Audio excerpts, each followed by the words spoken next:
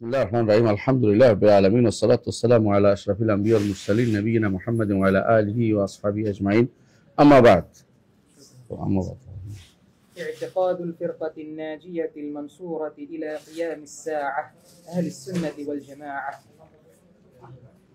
الإيمان بالله وملائكته وكتبه ورسله والبعث بعد الموت والإيمان بالقدر خيره وشره আলহামদুলিল্লাহ সাল্লাল্লাহু আলাইহি ওয়াসাল্লাম বাদ আমরা যেটা শুরু করছিলাম গত পর্বে সেটা একেবারে প্রারম্ভিক পর্বে ছিল। আমরা পড়ছিলাম শাইখ ইবনে তাইমিয়া রাহমাতুল্লাহ আলাইহির কিতাব আল আকিদা আল ওয়াসিতিয়া, এটা ব্যাখ্যা পড়তেছিলাম। তো আমরা আজকে সেখান থেকে পড়ব যেখান থেকে আমরা গতবার থেমেছি।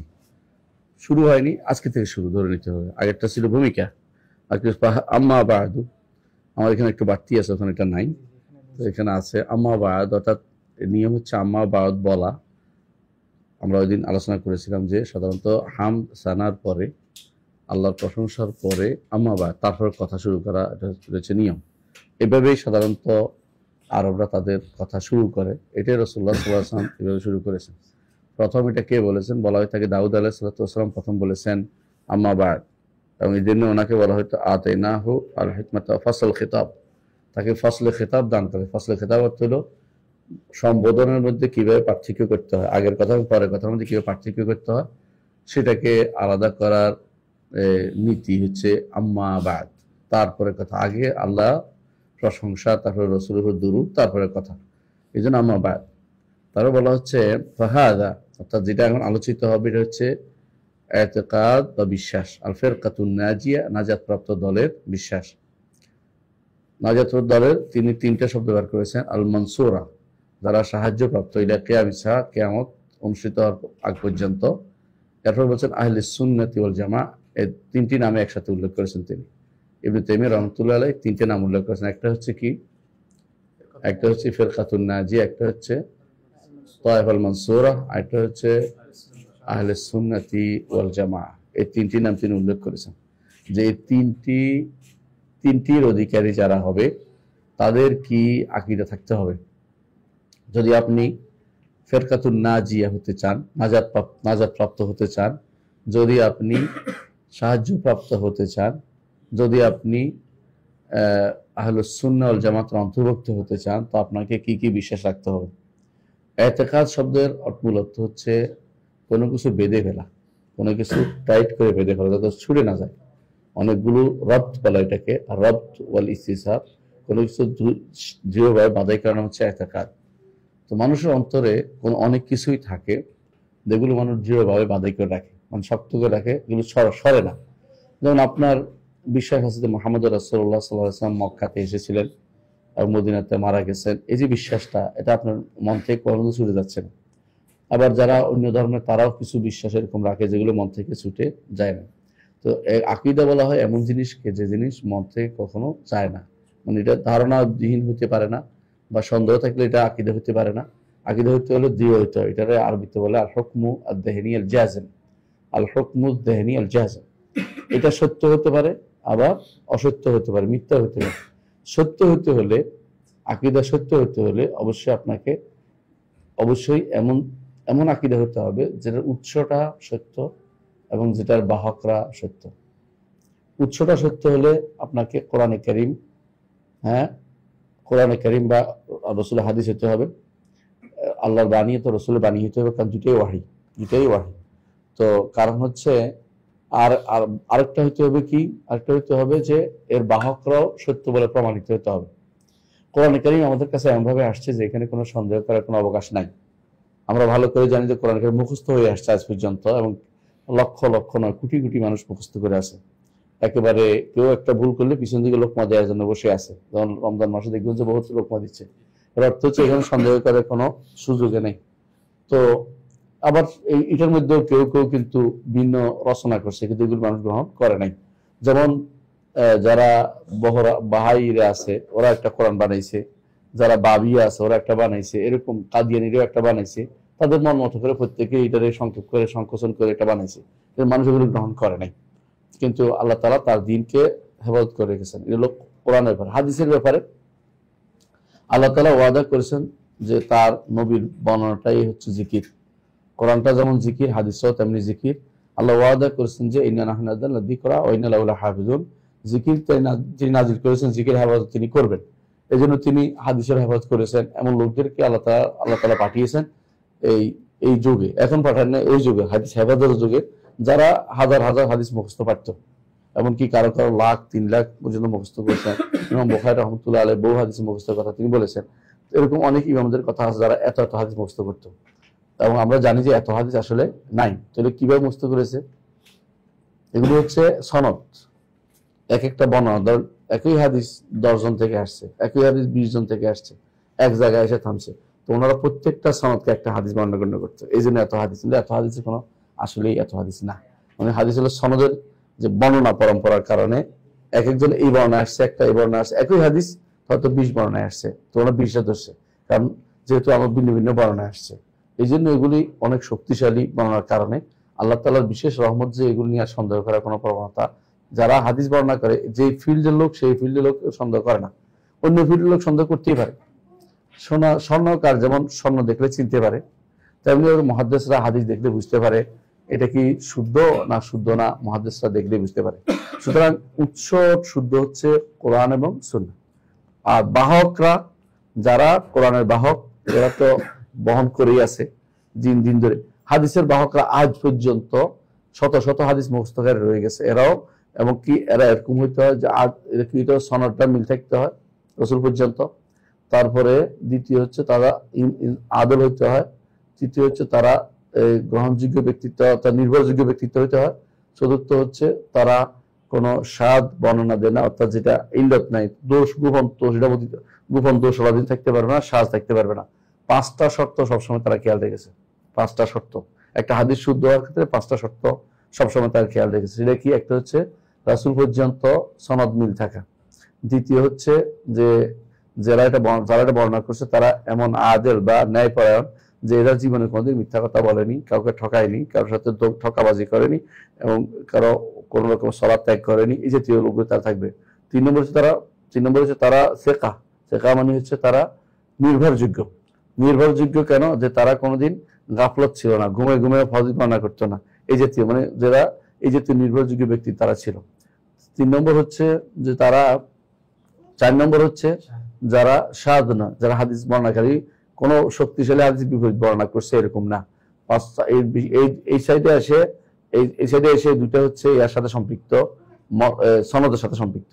আগে দুইটা মতানুর সাথে সম্পৃক্ত, আগে 3টা হচ্ছে সনদের সাথে সম্পৃক্ত।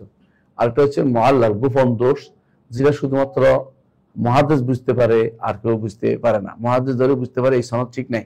আপনারা জানেন যে ইমাম বুখারী রাহমাতুল্লাহ পরীক্ষা করা হয়েছিল, যে অনেকগুলো সনদ উল্টাপাল্টা করে দিয়েছিল, সবগুলো তিনি আবার সোজা করছে যে এটার সাথে এটা আসে না, এই লোককে হাদিস বর্ণনা করে নাই, এই অমুকে পায় নাই, তিনি ঠিক করে দিতে পারছে। কারণ তারা এটা বুঝতে পারে, যেমন স্বর্ণকারে স্বর্ণ দেখলে বুঝতে পারে এটার মধ্যে কতটুকু ইমিটেশন আছে আর কতটুকু ইমিটেশন আছে আর কতটুকু স্বর্ণ আছে। বন্ধ করে রাখবেন কিছুক্ষণ, হ্যাঁ, মোবাইল বন্ধ করে রাখতে হবে। হ্যাঁ, তো এই জন্য আমিও করি, যে আপনাদের বলছি যেহেতু, তো এটা একটা জরুরি, কারণ এই সময়টুকু আমরা দিনের জন্য দেই একটা খাঁটি ভাবে। বের দেখবো কি হয়েছে, দুনিয়া উল্টে গেল, দেখা যাবে ইনশাআল্লাহ। যদি মোবাইল ছিল ওই মানুষ চলে নাই, সুতরাং যদি গুরুত্বপূর্ণ কিছু নাই, এগুলি পরে দেখতে পাবো ইনশাআল্লাহ। কিছুক্ষণ সময় আমরা শুনে নিই। তাহলে আপনারা দেখতে পাচ্ছেন যে দিনের উৎস যেটা, আকীদার উৎস শুদ্ধ, ওই সময় আকীদা ওই সময় শুদ্ধ হবে যখন উৎসটা শুদ্ধ হবে এবং যখন বাহকরা শুদ্ধ হবে। কথা বলছেন কিনা? উৎসটা শুদ্ধ হবে, বাহক শুদ্ধ হলে শুধুমাত্র সেটা আকীদা শুদ্ধ হবে, এর বাইরে কোনো আকীদা শুদ্ধ হইতে পারে না। এই মানদণ্ডে বিশুদ্ধ আকীদার উৎস হবে একমাত্র কোরআন এবং সুন্নাহ। কারণ কোরআন এবং সহিহ সুন্নাহ ছাড়া আপনি বিশুদ্ধ আকীদার আর কোনো উৎস পাবেন না, যেগুলোতে আপনি এই মানদণ্ডটি পেতে পারবেন যে আমার উৎসটাও শুদ্ধ, বাহকরাও শুদ্ধ, অর্থাৎ আমার কাছে আসা পর্যন্ত সেটা শুদ্ধ।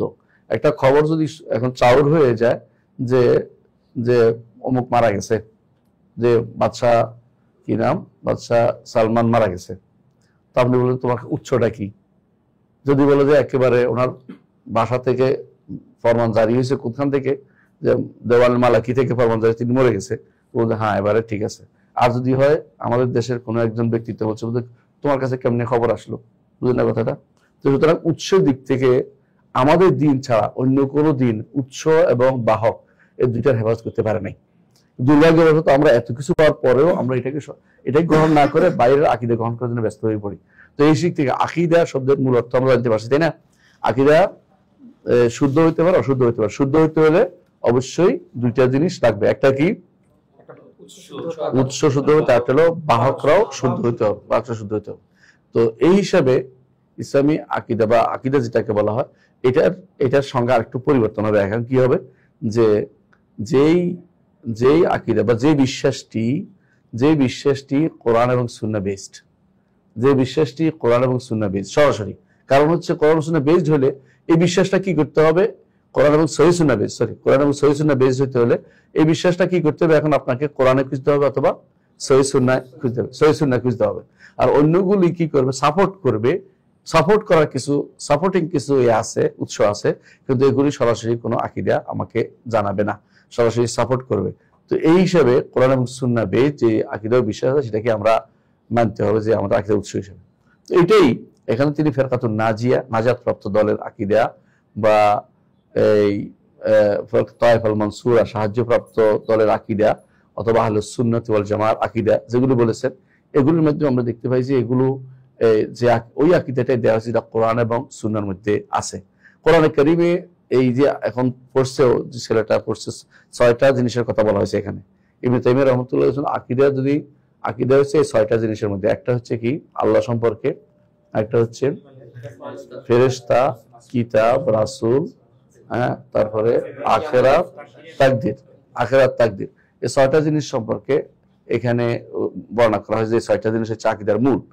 এইটাই মূল আপনি দেখতে পাবেন কোরআনেও আসছে, হাদিসেও আসছে। কোরআনে কোথায় আসছে? আল্লাহ তাআলা বলছেন যে আমানা রাসূলু বিমা উনজিলা মির রাব্বিহি ওয়াল মুমিনুন কুল্লুন আমানা বিল্লাহি ওয়া মালাইকাতিহি ওয়া কুতুবিহি ওয়া রুসুলিহি। কয়টা হলো? 4টা।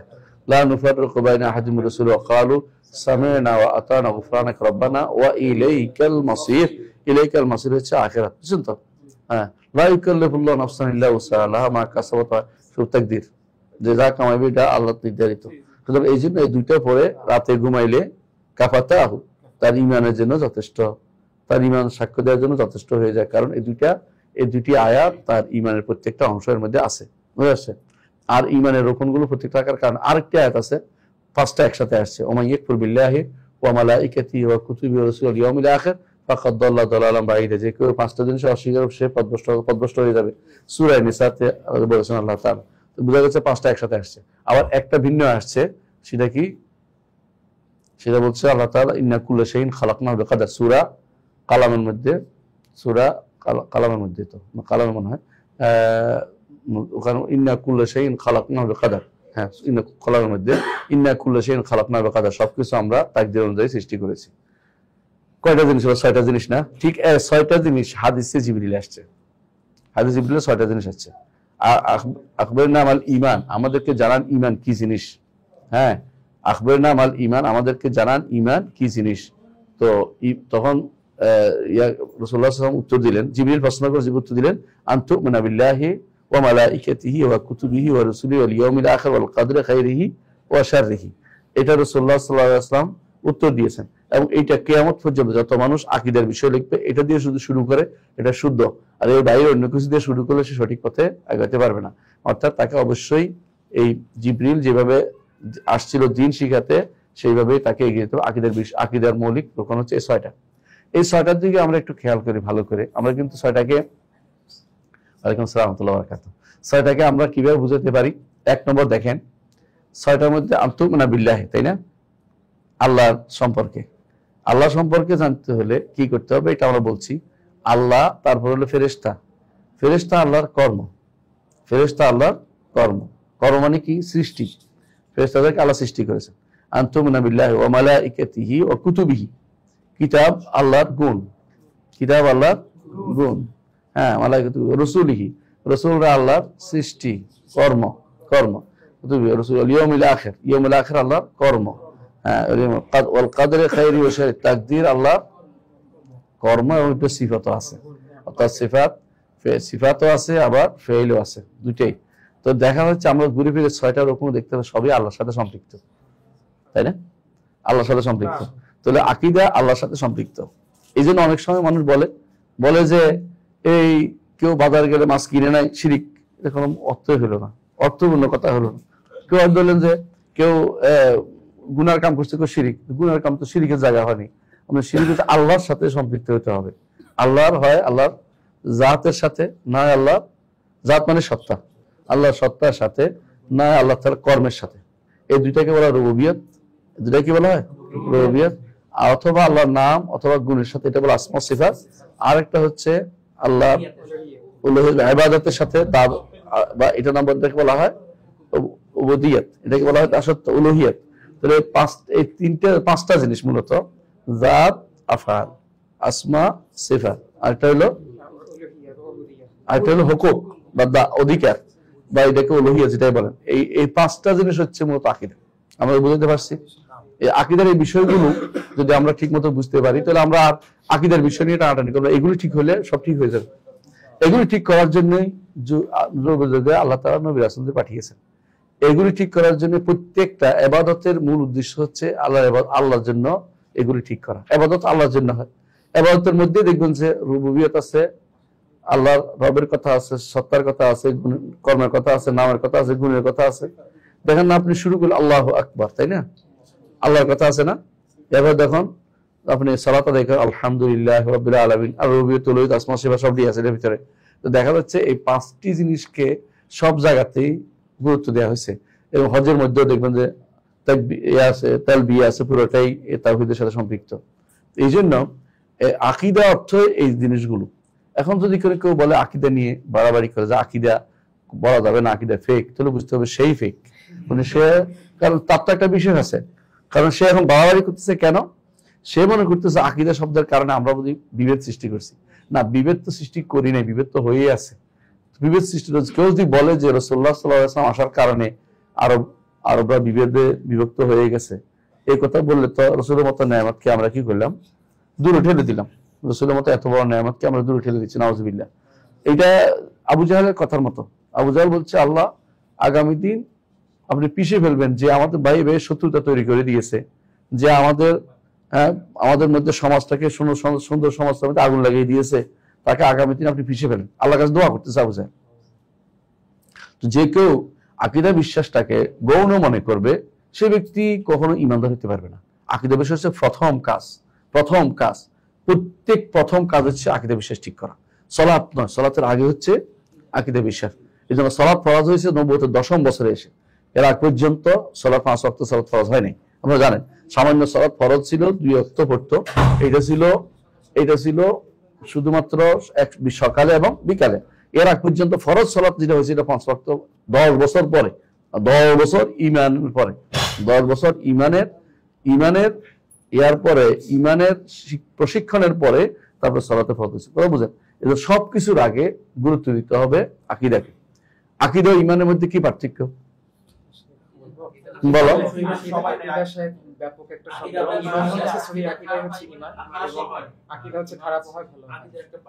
আকীদা খারাপ হয় ভালো হয়, সহিহ আকীদাটাই হচ্ছে ঈমান। ঠিক আছে, মাশাআল্লাহ।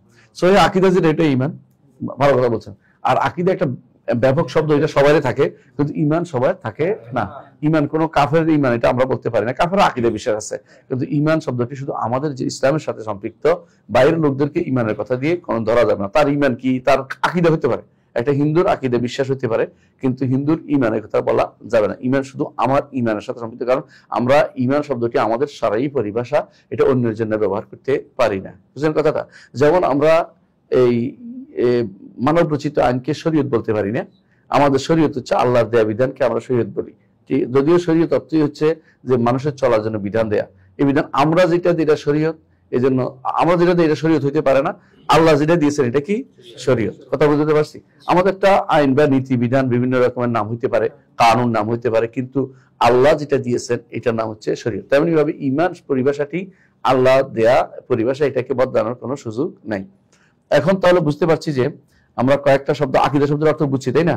আলহামদুলিল্লাহ। দ্বিতীয়ত ইতিকাদ আল ফিরকাতুন নাজিয়া বলা হয়েছে, নাজাত প্রাপ্ত দল। নাজাত প্রাপ্ত দল কেন উনি শুরুতেই নাজাত প্রাপ্ত দল বলেছেন? কারণ ইসলাম গ্রহণ করার পরেও, মুসলিম হওয়ার পরেও পরবর্তীতে ধীরে ধীরে এটার কি হবে, পরিবর্তন হয়ে গেছে। রাসূলুল্লাহ সাল্লাল্লাহু আলাইহি ওয়াসাল্লাম জীবনের শেষ ভাগে এসে প্রচুর পরিমাণে আমাদেরকে সাবধান করেছেন এমনকি একদিন লম্বা খুতবা দিয়েছিলেন, ইরবাদ ইবনে সারির হাদিসটি আপনার জানা আছে। লম্বা খুতবা দেওয়ার পর তিনি বলেছেন যে আমার উম্মত বহুত ভাগে বিভক্ত হবে, তার মধ্যে তারা 72 মানে 73 ভাগে বিভক্ত হবে, তার মধ্যে একটি ছাড়া বাকি সবগুলি জাহান্নামে যাবে, একটি ছাড়া। রাসূলুল্লাহ সাল্লাল্লাহু আলাইহি ওয়াসাল্লাম তাকে জিজ্ঞাসা করে একটির পরিচয় কি? তাহলে বোঝা গেল যে রাসূলুল্লাহ সাল্লাল্লাহু আলাইহি ওয়াসাল্লাম আমাদেরকে সাবধান করে গেছেন যাতে করে বিভিন্ন দলের মতে বিভক্ত না হই, যে মতে বিভক্ত না হই। রাসূলুল্লাহ সাল্লাল্লাহু আলাইহি ওয়াসাল্লাম আমাদেরকে বলছেন একটির উপর থাকতে হবে, যে একটির উপর সাহাবায়ে কেরাম ছিলেন। বলছেন একটি কোনটি? বলছে মা আনা আলাইহি ওয়া আসহাবি, যার উপর আমি আছি এবং আমার সাহাবীরা আছে। এবং এবং আরো বলেছেন হিয়াল জামা, আরেক বর্ণনা আসছে এটা হচ্ছে কি জামা, মুসনাদ আহমদ বর্ণনা আসছে সেটা হচ্ছে জামা। আর তিরমিজি বর্ণনা আসছে যার উপর আমি আছি এবং আমার সাহাবীরা আজকে আছি, অর্থাৎ রাসূলের সময় রাসূল এবং রাসূলের সাহাবীরা যে অবস্থায় আছে, রাসূল যেটার উপর আছেন এবং সাহাবীরা যেটার উপর থাকবেন, এটা হচ্ছে বিশুদ্ধ আকীদা। এই জন্য বিশুদ্ধ আকীদার এই ফিরকাতুন নাজিয়া, নাজাত প্রাপ্ত দল তারাই, কারণ এরা যদি নাজাত প্রাপ্ত, এরাই নাজাত প্রাপ্ত দল, অন্যরা নাজাত প্রাপ্ত হবে না। অন্য বর্ণনা এদেরকে আরো কয়েকটা নাম আসছে, এর মধ্যে একটা হচ্ছে আল আহলুস সুন্নাতি ওয়াল জামা, এখানে আসছে আহলুস সুন্নাতি ওয়াল জামা।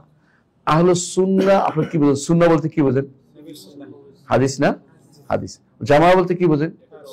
সাহাবায়ে কেরাম। তাহলে এমন হতে হবে যে মা আনা আলাইহি অর্থাৎ সুন্নাহ, ও আসহাবি অর্থাৎ সাহাবায়ে কেরাম।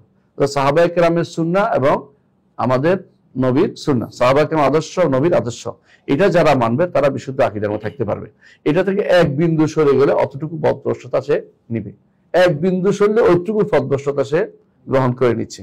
এই জন্য এই জিনিসটা ইলা কিয়ামিস সাআহ, কিয়ামতের আগ পর্যন্ত থাকবে। কারণ রাসূলুল্লাহ সাল্লাল্লাহু আলাইহি ওয়াসাল্লাম হাদিসে আছে, তিনি বলেছেন যে লা তাযালু তায়ফাতুন মিন উম্মতি যাহিরিন আল হক, আমার উম্মতের একটি গোষ্ঠী কিয়ামত পর্যন্ত থাকবে মানসুরা, সেখানে হাদিসে আসছে সাহায্য প্রাপ্ত হবে। এই সাহায্য দুই ভাগে প্রাপ্ত, একটা হচ্ছে কখনো কখনো তারা ক্ষমতায় থাকবে, যেমন সাহাবায়ে কেরামের যুগে, খলিফাদের যুগে, বিশেষ উমাইয়া যুগ পুরোটাই ধরতে পারেন। এবং কখনো কখনো আব্বাসী যুগের মাঝে মধ্যে হয়েছে, মাঝে মধ্যে হয়নি। আব্বাসী যুগের শুরুতে ভালো ছিল, যেমন যখন আবুল আব্বাস সাফা অথবা তার মনসুর, এরা হারুন রশিদ, এদের সময় আকীদা বিশুদ্ধের মধ্যে তারা চলতো। পরবর্তী মামুনের সময় থেকে শুরু করে রচনা শুরু হয়েছে ভালো করে, এরপরে এটা চালু আছে। মোবাইল বন্ধ করে দাও। হ্যাঁ, এরপরে এটা চালু হয়েছিল, পরে আবার খলিফা যখন মুতাওয়াক্কিল আলাল্লাহ যখন আসছে, তখন আবার সহিহ আকীদায় চলে আসছে। আলহামদুলিল্লাহ।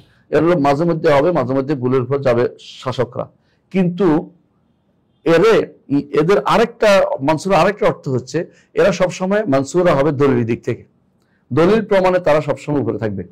কারণ তারা কোরআন দিয়ে দলিল দিবে, তারা হাদিস দিয়ে দলিল দিবে, তারা প্রবৃত্তি দলিল দিবে না, আকল দিয়ে দলিল দিবে না, দর্শন দিয়ে দলিল দিবে না, তারা বাইরের কোনো কিছু দিয়ে দলিল দিবে না। এই জন্য তারা সবসময় কি থাকবে? মানসুরা, সাহায্য প্রাপ্ত হবে, অর্থাৎ আল্লাহর পক্ষে তার সাহায্য প্রাপ্ত। উভয় অর্থই শুদ্ধ, অর্থাৎ কখনো এটা হবে, কখনো এটা হবে। তবে এটা কখনো বন্ধ হবে না যে তাদের দলিল দেওয়ার লোক থেকে কখনো বন্ধ হবে না, সবসময় এরা থাকবে সাহায্যপ্রাপ্ত। যদি ইয়ার দিক দিয়ে বিসাইফে ও সিনান হয়, কখনো কখনো তাদেরকে টুটি চেপে ধরা হবে, কখনো তাদেরকে ছাপ দেওয়া হবে, কিন্তু তারা দলিলের দিক থেকে তারা সবসময় শক্তিশালী। আজ পর্যন্ত সবাই শেষ পর্যন্ত স্বীকার করতে হয়, যতই ঘুরুক শেষে স্বীকার করে যে এদের বক্তব্য ঠিক, এদের বক্তব্যই ঠিক, এরা যা বলছে আল হাদিস ওয়াল আসার যা বলছে সেটাই ঠিক, এখন পর্যন্ত বলতে বাধ্য হবে, একদিন বলতে হবে। এমনকি এই বক্তব্যটি আমরা দেখেছি, এর আগেও আমরা দেখেছি, একজন নাম হচ্ছে শেখ আব্দুল্লাহ লাখনবী রাহমাতুল্লাহ আলাইহি, তিনি শেষ পর্যন্ত স্বীকার করে গেছেন। এবং তার একটা গ্রন্থ আছে মজমুআতুল ফাতাওয়া, সেখানে তিনি 10 পৃষ্ঠা লিখছেন যে আল্লাহ তাআলা আরশের উপরে তিনি সর্বত্র বিরাজমান নন, তিনি 10 পৃষ্ঠা লিখছেন এর উপরে। তারাও স্বীকার করে গেছেন। যতই সুন্নাহর উপর যত বেশি থাকবে, সাহাবায়ে কেরামের মতাদর্শ যত বেশি আসবে, তত বেশি স্বীকার করতে হবে যে এই মতটাই সত্য। এবার কখনো কখনো তাদের উপর স্টিম রোলার চালানো হয়, এখন আফগানিস্তানে চলছে বা কোনো জায়গাতে চলছে, কিন্তু তাদের আরেক গোষ্ঠী ঠিকই হকের উপর থাকবে, তারা হক একেবারে বন্ধ হয়ে যাবে না, হক একেবারে বন্ধ করে দিতে কখনো পারবে না। হ্যাঁ, কিয়ামতের আগ পর্যন্ত যখন আল্লাহ তাআলা কোরআন উঠিয়ে নেবে, তখন শুধুমাত্র এই অবস্থা তৈরি হবে। আচ্ছা, তাহলে আমরা বুঝতে পারলাম যে এই বহুত ফেরকা হবে, রাসূলুল্লাহ আমাদেরকে আগে থেকে জানিয়েছেন। এই জন্য যেই নাজাতপ্রাপ্ত ফেরকা, সেটার শুধুমাত্র আমরা আকীদা বর্ণনা করতে হবে। নাজাতপ্রাপ্ত ফেরকার আকীদা রাসূল একটা কথা দিয়ে শেষ করে দিয়েছে, সেটা কি? যার উপর আমি আছি আর আমার সাহাবীরা আছে। এবং সেটা রাসূল অন্য জায়গাতে বলছে আল জামা, জামাত হলো যারা ঐক্যমতে আছে। ঐক্যমতে রাসূলুল্লাহ সাল্লাল্লাহু আলাইহি ওয়াসাল্লাম পরে মানুষ আর মানে সাহাবায়ে কেরামের পরে আর মানুষ ঐক্যমতে থাকে নাই, মানুষের মধ্যে ভিন্ন ভিন্ন পথ আসছে। এই জন্য সাহাবায়ে কেরামকে আমাদেরকে সামনে রাখতে হবে, তাদেরকে মডেল দিতে হইব এবং তাদেরকে দেখেই উসওয়া হাসানা কুদওয়া, তারা হচ্ছে আমাদের জন্য আদর্শ, সেই হিসাবে আমাদেরকে সবসময় গ্রহণ করে যেতে হবে। যখনই দেখবেন যে এই পথ থেকে একটু সরে গেছে, বুঝবেন যে তারা এই সাহাবায়ে কেরামের পথ থেকে সরে গেছে, এই জন্য তাদের আদর্শ আর ঠিক নেই। আদর্শ ঠিক এখানে ঘুরে আসতে হবে। প্রত্যেকটা জিনিসের যত তাবিল করে, যত অপব্যাখ্যা করে, অন্যগুলি করে নিজের মত প্রতিষ্ঠা করার চেষ্টা করতে পারবে, কিন্তু সরাসরি সাহাবায়ে কেরাম থেকে কোনো পথ দলিল দিতে না পারে কেউ, কোরআন থেকে হাদিস থেকে, তাহলে বুঝবেন যে এদের বক্তব্য গ্রহণযোগ্য হইতে পারে না। তো এখানে আমরা দেখতে পাই যে সমস্ত 73 ভাগের কথা বলছে রাসূলুল্লাহ সাল্লাল্লাহু আলাইহি ওয়াসাল্লাম, 73 ভাগে বিভক্ত হবে। 73 ভাগ কিন্তু এক সময় হয়নি, ধীরে ধীরে ধীরে ধীরে হয়, আবার কখনো কমে কখনো বাড়ে, আবার এক ফেরকার সাথে আরেক ফেরকা কখনো কি হয়ে যায়, মিক্সড হয়ে যায়। আবার দেখবেন এরকম আমরা দেখতে পাচ্ছি রাসূলুল্লাহ সাল্লাল্লাহু আলাইহি ওয়াসাল্লামের যুগে, সাহাবায়ে কেরামের যুগের শেষের দিকে এসে কিছু ফেরকা উদ্ভব হয়েছে। সাহাবায়ে কেরামের যুগের শেষের দিকে এসে কিছু ফেরকা উদ্ভব হয়েছে। এদের মধ্যে সর্বপ্রথম যে ফেরকা কোনটা,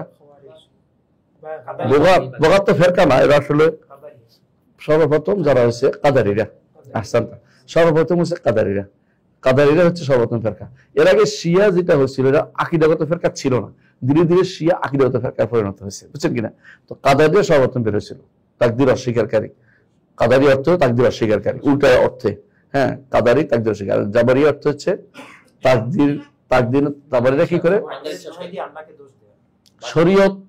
শরীয়তকে যারা অকেজ করে তাদের জাবারি বলে, আর যারা আল্লাহর লেখাকে, আল্লাহ তাকদীরকে লেখাকে অস্বীকার করে তারা বলা হয় কাদারি। মানে যারা আল্লাহর কাউনি কাদারি তাকদীরকে অস্বীকার করে তাদেরকে বলা হয় কাদারি, আর যারা আল্লাহর শারকে অস্বীকার করে তাদেরকে বলা হয় জাবারি।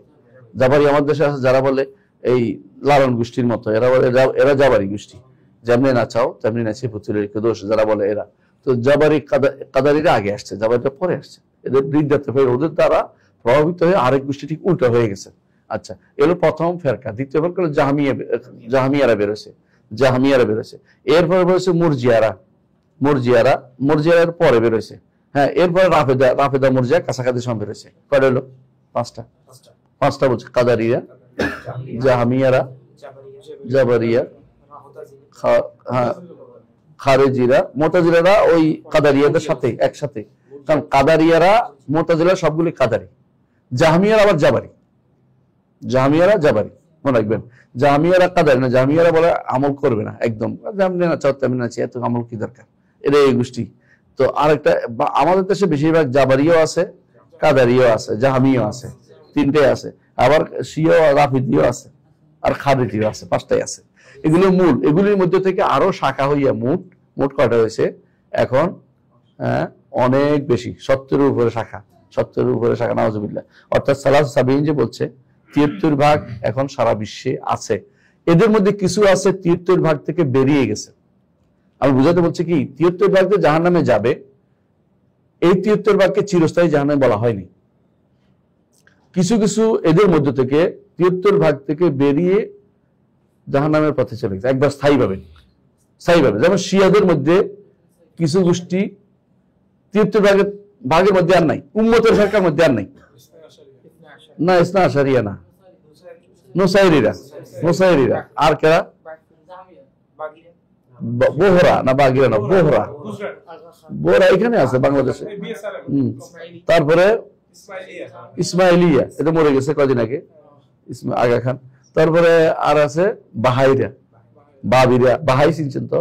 বাহাই ন্যাশনাল, আপনাদের এখানে আছে ন্যাশনাল বাহাই সেন্টার, বাংলাদেশ 3টে আছে এরকম সেন্টার। বাহাই, এরা শরীয়তকে অস্বীকার করছে পুরোপুরি। এরকম কাদিয়ানিটা, এরকম সুফিদের মধ্যে একটা বিশাল গোষ্ঠী যারা এই হাকিকতের কায়েল, ওয়াহিদাতুল কায়েল, যারা বা আল্লাহ নেমে আসে যারা বলে, হাল্লাজি গোষ্ঠী, এরা সবগুলি 72 ফেরকার নাই, এরা কাফের। এদেরকে ইমানদার বলে। দুরুজ আছে না দক্ষিণ লেবাননের, হ্যাঁ দুরুজ, এগুলি সবগুলি একেবারে ইমান থেকে বেরিয়ে গেছে। এগুলি মুসলমান বলার কোনো সুযোগ নেই, মুসলিম বলার কোনো সুযোগ নেই। কিন্তু এর বাকি যারা আছে, বাকিগুলিকে আমরা মৌলিকভাবে ইসলামের গণ্ডির ভিতরে বলি, কিন্তু এদের মধ্যে আলোচনা করলে অনেকেরই পাওয়া যাবে যারা ইসলাম থেকে বেরিয়ে গেছে। যারা বলবো কোরআন বিকৃতি, তারা মুসলিম না। এখন রাফিজিরা তো কোরআন বিকৃতি বলে, তাই না? কোরআন বিকৃতি বলে না। এখন আপনি তাহলে অমুসলিম কেন বলবেন না? কারণ এদের মধ্যে কেউ আছে এটা বিশ্বাস নাই, সবাই না, মানে এরা কয়েক গোষ্ঠী আছে, তা কিছু মনে করে এটা, কিছু মনে করে কোরআন বিকৃত হয়ে কোরআন এই কোরআন আসল কোরআন না, এরা মনে করে সঙ্গে সঙ্গে কাফের। কিন্তু আমরা ওদের মধ্যে একটা গোষ্ঠী আছে যারা মনে করে কোরআন এটাই পড়েও মুখস্থ করে, বুঝতে গেল এদের মধ্যে সবাই এই নীতিতে বিশ্বাসী হয়নি। বিশেষ করে এদের যে নেতাগুলো সবগুলি আগে থেকে কুফরি বিশ্বাসী। এদের মধ্যে কেউ কেউ কোরআন বিকৃত বই লিখছে, কোরআন বিকৃত, এই কোরআন সেই কোরআন না যে কোরআন মুহাম্মদের উপর নাজিল হয়েছে, নাউজুবিল্লাহ। তাহলে বোঝা গেল যে কোরআনের বিরুদ্ধে কথা বলার লোক আছে, যেমন হাদিসের বিরুদ্ধে কথা বলার লোক আছে। এখন কেউ যদি বলে যে কোরআনের ব্যাপারে তো আমরা একমত, যেহেতু আমরা কোরআন মানি, হাদিসের ব্যাপারে দ্বিমত, হাদিস না মানি না, তাহলে মিথ্যা কথা বলছে। কোরআনের ব্যাপারে দ্বিমত করার লোক বহুত আছে, শিয়ারা এই কোরআন দ্বিমত করে বসে আছে বহুত আগ থেকেই, এবং অনেকেই নিজস্ব কোরআনও লিখছে, বায়ানিয়ারা কোরআন লিখছে আলাদা, বাবিয়ারা কোরআন লিখছে আলাদা, তার ভিন্ন ভিন্ন কোরআন লিখে বসে আছে। কিন্তু এরা তারা প্রচার করতেছে না, তাদের মধ্যে বেশিরভাগই ভয়ে প্রচার করে না। অনেকে আছে নিজেদের মধ্যে এটা রাখে, বিশেষ করে নুসাইরিয়া নিজেদের মধ্যে রাখে, ওদের বক্তব্য কাউকে জানতে দেয় না, ছদ্মবেশ ধরে থাকে। এই যে লেবাননের একটা বিশাল গোষ্ঠী আছে দ্রুজরা, এবং ইয়াতে সিরিয়াতে নুসাইরিরা, এদেরকে আলবী বলা হয়। আলবী কেন বলা হয়? হ্যাঁ হ্যাঁ, এই জন্য আলবী বলা হয়, এই জন্য তারা আলীকে আল্লাহ মনে করে। এই জন্য আলবী হচ্ছে এই নয় যে তারা আলীর বংশধর, এটা না, বুঝছে না কথাটা? আলবী বলে আলীকে আল্লাহ মনে করে, এই জন্য তারা আলী বলা হইতো। তো এরা আলীকে আল্লাহ মনে করে, তো বুঝতে পারছেন এরা ইলমানদার কেমনে হয়। অথচ এদের পক্ষ নিয়ে ইরান কিন্তু এদের পক্ষ নিয়ে যুদ্ধ করছে, সুন্নিদেরকে কচুকাটা করছে। আপনারা জানেন কত ভয়ানক কাজ করেছে, ভয়ঙ্কর কাজ করেছে ওরা। আর এদের পক্ষে আমাদের দেশে কিছু মানুষ কথা বলে ইরানিদের, আমরা জানি না তাদের কতটুকু ইমান বিশ্বাস ঠিক রাখবে। যাক, আলাকুল্লাহ হাল, আমরা একটুকু বুঝতে পারলাম যে এই আমরা যাদের ব্যাপারে যাদের আকীদা আলোচনা করবেন তাদের কয়টা নাম। একটা হচ্ছে কি ফেরকাতুন নাজিয়া। ফেরকাতুন নাজিয়া মানে কি? নাজাত প্রাপ্ত দল। নাজাত প্রাপ্ত মানে কিয়ামতের দিন যখন সবাই জাহান্নামে পাঠাই দেবে, এরা নাজাত পাবে। কথা বুঝছেন কিনা? অন্যরা তাদের আমলের কারণে রসুলের পাবে না, পানি পাবে না, এরা পাবে। রসুলের হাতের পানি পাবে না, এরা পাবে। বুঝলেন না? হাউজে কাউসারের পানি পাবে, হাউজের পানি পাবে। এই জাতীয় এরা নাজাত প্রাপ্ত। এরা ইন্নাল্লাযিনা সাবাকাত লাহুম মিনাল হুসনা উলাইকা আনহা মুবাদুন, জাহান্নামের কাছেও তারা যাবে, উপর দিয়ে পার হয়ে চলে যাবে একদম বিদ্যুৎ গতিতে। এই নাজাত প্রাপ্ত দল অন্তর্ভুক্ত হতে হবে। এই জন্য আমরা এটা পড়াচ্ছি না, আমাদের তো পড়ানোর দরকার ছিল না, কারণ আমরা চাচ্ছি না জাহান্নামে যেতে। কারণ রব্বানা ইন্নাকা মান তুদখিলিন নার ফাকাদ আখযাইতা, আল্লাহ যাকে জাহান্নামে প্রবেশ করতে অপমান করেছে, অপমানিত হওয়া কি কোনো ইমানদারের কাজ হইতে পারে না। এই জন্য অনেকে মনে করে অসুবিধা নাই, জান্নাত একবার যাবেই। একটা গোষ্ঠী আছে বলে যে তা আপনি তো শেষে জাহান্নামীতে চিরস্থায়ী জাহান্নামীতে হচ্ছে না, মনে যেন এটা তাদের একটা সুখবর। মানে নাউজুবিল্লাহ, জাহান্নাম যে কি চিজ একবার যদি বুঝতো কেউ। রাসূলুল্লাহ সাল্লাল্লাহু আলাইহি ওয়াসাল্লাম এই জন্য বলেছেন, দুনিয়ার বুকে সবচেয়ে বেশি নেয়ামত পেয়েছে, তাকে জাহান্নামে ডুবে জিজ্ঞাসা করা হবে তুমি কোনদিন নেয়ামত পেয়েছো? বলে না, লা ইয়া রব। আর একবার দুনিয়াতে কষ্ট পেয়েছে কিন্তু ঈমান ছিল, তাকে জান্নাতে দেওয়ার পর বলো তুমি কষ্ট পেয়েছো? না, কোনো কষ্ট পাইনি। সব ভুলে যাবে অটোমেটিকলি। আর বেটা সব আগের সব ভুলে যাবে, কারণ জাহান্নামের কষ্ট সেটা কেউ কোনোদিন কল্পনাও করে না, এত কষ্টের জায়গা এটা। সুতরাং যারা মনে করতেছে এইভাবে চলবে, আকীদা বিশ্বাস যাই থাকুক না কেন, আমরা সব মিলে সাপ ক্যাচো ব্যাগ সব আমার ডুলার ভিতর রাখি, সেই ব্যক্তি কোনদিন মাছ পাতে বা মাছ একটা শেষ করে ফেলবে। কারণ ব্যাধি সংক্রামক স্বাস্থ্য না, কারণ আপনার ব্যাধি আপনাকে শেষ করে দিবে, আপনার রোগগুলি আপনাকে ধরবে। সুতরাং মনে রাখতে হবে কোনোভাবেই তয়ফাল মানসুর অর্থাৎ সাহায্য ফেরকাতুন নাজিয়া হওয়া ছাড়া কোনো উপায় নেই। আপনাকে নাজাত প্রাপ্ত দল অন্তর্ভুক্ত হতেই হবে। এটা কেমনে হবে এটা আপনি সিদ্ধান্ত নেবেন, যতক্ষণ পর্যন্ত না জানেন এটা আপনি হইতে পারবেন না। আচ্ছা আসেন, দ্বিতীয় হচ্ছে তয়ফাতুল মানসুরা। মানসুরা মানে আমরা একটা অর্থ করেছি সাহায্যপ্রাপ্ত দল। 3 নম্বর হচ্ছে আহলুস সুন্নাতি ওয়াল জামাআহ, এটা আমরা জেনেছি। এর বাইরে আরেকটা নাম আছে ইবনে তাইমিয়া উল্লেখ করেন, আহলুল কিতাব ওয়াস সুন্নাহ। একই কথা, যারা কোরআন সুন্নাহকে মেনে চলে, আহলুল কিতাব ওয়াস সুন্নাহ। আবার তাদেরকেও রাসূলুল্লাহ সাল্লাল্লাহু আলাইহি ওয়াসাল্লাম বলেছেন আল জামাআহ, এই যে তাদেরকে আরেক নাম বলছে আহলুল জামাআহ। আচ্ছা, এদেরকে বলা হয় সালাফি। সালাফি কেন বলা হয়? সালাফি কেন বলা হয়? রাসূলুল্লাহ সাল্লাল্লাহু আলাইহি ওয়াসাল্লাম বলেছেন মা আনা আলাইহি ওয়া আসহাবি। আর আমাদের সালফ সালিন কারা? সাহাবীরা। যেহেতু সাহাবীরা আমাদের সালাফ, সেহেতু ওনার দিকে সম্পৃক্ত করে আমরা সালাফি শব্দটা বলি। আর কোন শব্দটা নতুন কিছু না, কারণ ওদের অন্য কোনো নাম তো দিতে পারতেছি না আমরা। আমাদের যেহেতু সালাফ, তারা পরবর্তীরা খালাফ, এখন যারা আছে খালাফ, আমরা সম্পৃক্ত ওদের দিকে হতে চাই, এই জন্য সালাফি নাম দেওয়াতে কোনো দোষের কিছু নাই। আরেকটা নাম হচ্ছে আথার, আল আথার, আজারি বলা হয়, এটাও কোনো দোষের কিছু না। আথার অর্থ হলো আমরা সাহাবাদের পদাঙ্ক অনুসরণকারী, নতুন করে বেদাত করি না, তাদের রাসূল এবং সাহাবাদের পদাঙ্ক অনুসরণ করেছিল, এই জন্য আসারি বলা হয়। এই নামগুলি কোনো সমস্যা নেই, এই নামগুলিতে কোনো সমস্যা নেই। নাম সমস্যা হয় যদি এমন নাম দিবেন, এমন সব নাম যে সমস্ত নাম একটা হচ্ছে কোনো আকীদা বিশ্বাসের দিকে সম্পৃক্ত, আরেকটা কোনো ব্যক্তির দিকে সম্পৃক্ত। বুঝছেন কিনা? আমরা সাহাবাদের ব্যাপক নামের দিকে সম্পৃক্ত হই, একক কোনো ব্যক্তির দিকে সম্পৃক্ত হই না। যেমন আমরা শুধু আলী বা শুধু মুআবিয়া রাদিয়াল্লাহু আনহু অথবা শুধু আমর ইবনে আস, শুধু আবু বকর, শুধু ওমর, এরকম ওমরি বা বকরি এরকম কিছু আমরা নাম সম্পৃক্ত করি না। হ্যাঁ, বংশ হলে আলাদা কথা, একজন মানুষ বংশের কথা উল্লেখ করতে পারে সেটা, কিন্তু আমরা আকীদাগতভাবে কোনো ব্যক্তির দিকে সম্পৃক্ত হই না। আমরা ব্যাপক রাসূলের কোরআন সুন্নাহ এবং সাহাবায়ে কেরাম সবার সাথে সম্পৃক্ত হই, একক কোনো ব্যক্তির দিকে সম্পৃক্ত করি না। যারাই এরকম একক কোনো ব্যক্তি বা একটা গোষ্ঠীর আকীদাগত দিকে সম্পৃক্ত ব্যক্তি, তখন তারা পথভ্রষ্টতা রচনা করে নির্দিষ্ট আকীদা। যেমন মুতাজিলারা, কেন তারা আহলুস সুন্নাহ ওয়াল জামাত থেকে আলাদা হয়ে গেছে, তারা এই নামে প্রসিদ্ধ হয়ে গেছে, এই জন্য এটা হলো পথভ্রষ্টতা আকীদা। খেয়াল করছেন? কাদারীরা কেন ভিন্ন নাম হয়েছে? কারণ তারা তাকদীর নিয়ে ভিন্ন পোষণ করেছে, একটা আকীদা নিয়ে ভিন্ন হয়ে গেছে। আশারী মাতুরিদীরা কেন হচ্ছে? একটা ব্যক্তি নিয়ে ভিন্ন হয়েছে। আশারী যেটা বলে ঠিক, মাতুরিদী যেটা বলে এটা ঠিক, অথচ আমাদের কাছে এই দুইটার কোনো ঠিক হচ্ছে কি? কোরআন এবং সুন্নাহ আর সালফে সালেহিনের আকীদা, সালফে সালেহিন সাহাবায়ে কেরামের বিশ্বাস। আমরা কোনো ব্যক্তি বিশ্বাসে একজন ব্যক্তিকে আমরা সর্বসর্বা মনে করি না। যদি ব্যক্তি সর্বসর্বা মনে করি একজনকে, সেটি হচ্ছেন কে? মুহাম্মদ রাসূলুল্লাহ সাল্লাল্লাহু আলাইহি ওয়াসাল্লাম। তিনি হচ্ছে, তার কথা গ্রহণ করা যাবে এবং ছাড়া যাবে, উভয়টাই করা যাবে। এই জন্য শেখ এখানে যেটা বলছেন যে আহলা ইতিকাদুল ফিরকাতুন নাজিয়া আল মানসুরা ইলা কিয়ামিস সাআহ আহলুস সুন্নাহ ওয়াল জামাআহ। এটা কি বুঝছি আমরা? সামনে আগে ইনশাআল্লাহ তাহলে আমরা বুঝতে পারবো। ওয়া হুয়া আল ঈমানু বিল্লাহ, الإيمان بالله وملائكته وكتبه ورسله والبعث بعد الموت والإيمان بالقدر خيره وشره। আচ্ছা, ওয়াল ঈমানু বিল কদরি খাইরিহি ওয়া শাররিহি। আসলে আমরা ওয়াল ঈমানু বিল্লাহ, প্রথম হচ্ছে আল্লাহর উপর ঈমান। এগুলো আমরা সংক্ষেপে আলোচনা করতে, বিস্তারিত আলোচনা করতে পারি, কিন্তু এটার উপরে পুরো আকীদা নির্ভরশীল।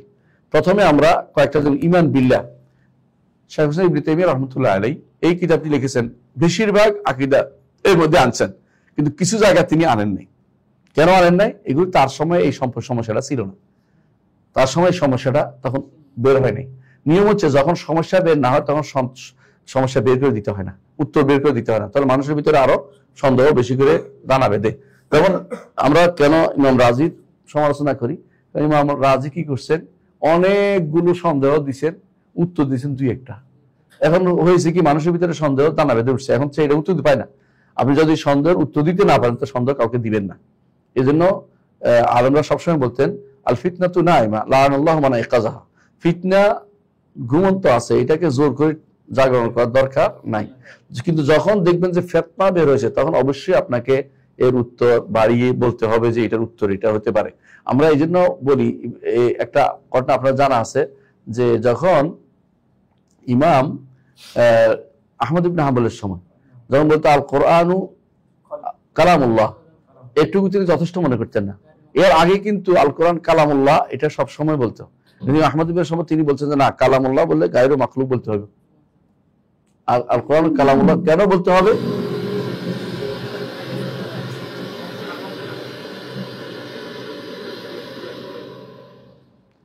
আল কোরআন কালামুল্লাহ বললে কেন গায়রু মাখলুক বলতে হবে? কারণ কিছু মানুষ বের হয়েছে যারা কোরআনকে সৃষ্ট বলে, যাতে করে কোরআনকে সৃষ্ট না বলতে পারে, যে এটাকে বাধা দিতে হবে। বুঝলেন কথাটা? যেমন আল্লাহ তাআলা আরশের উপরে, আর রহমান আলা আরশিস ইস্তাওয়া, এটুকু আগে বলতে হয়। পরে ইমামরা বাড়াইছে কি, বায়িনুম মিন খালকি, তিনি সৃষ্টি থেকে আলাদা।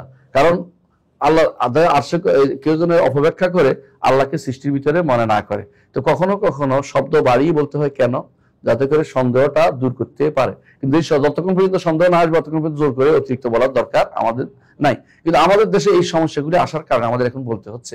ঈমান বিল্লাহর কথা তিনি বলে গেছেন, ঈমান বিল্লাহর জন্য দুইটা সাইড আছে, কে বলতে পারবেন? না, এটা নয়।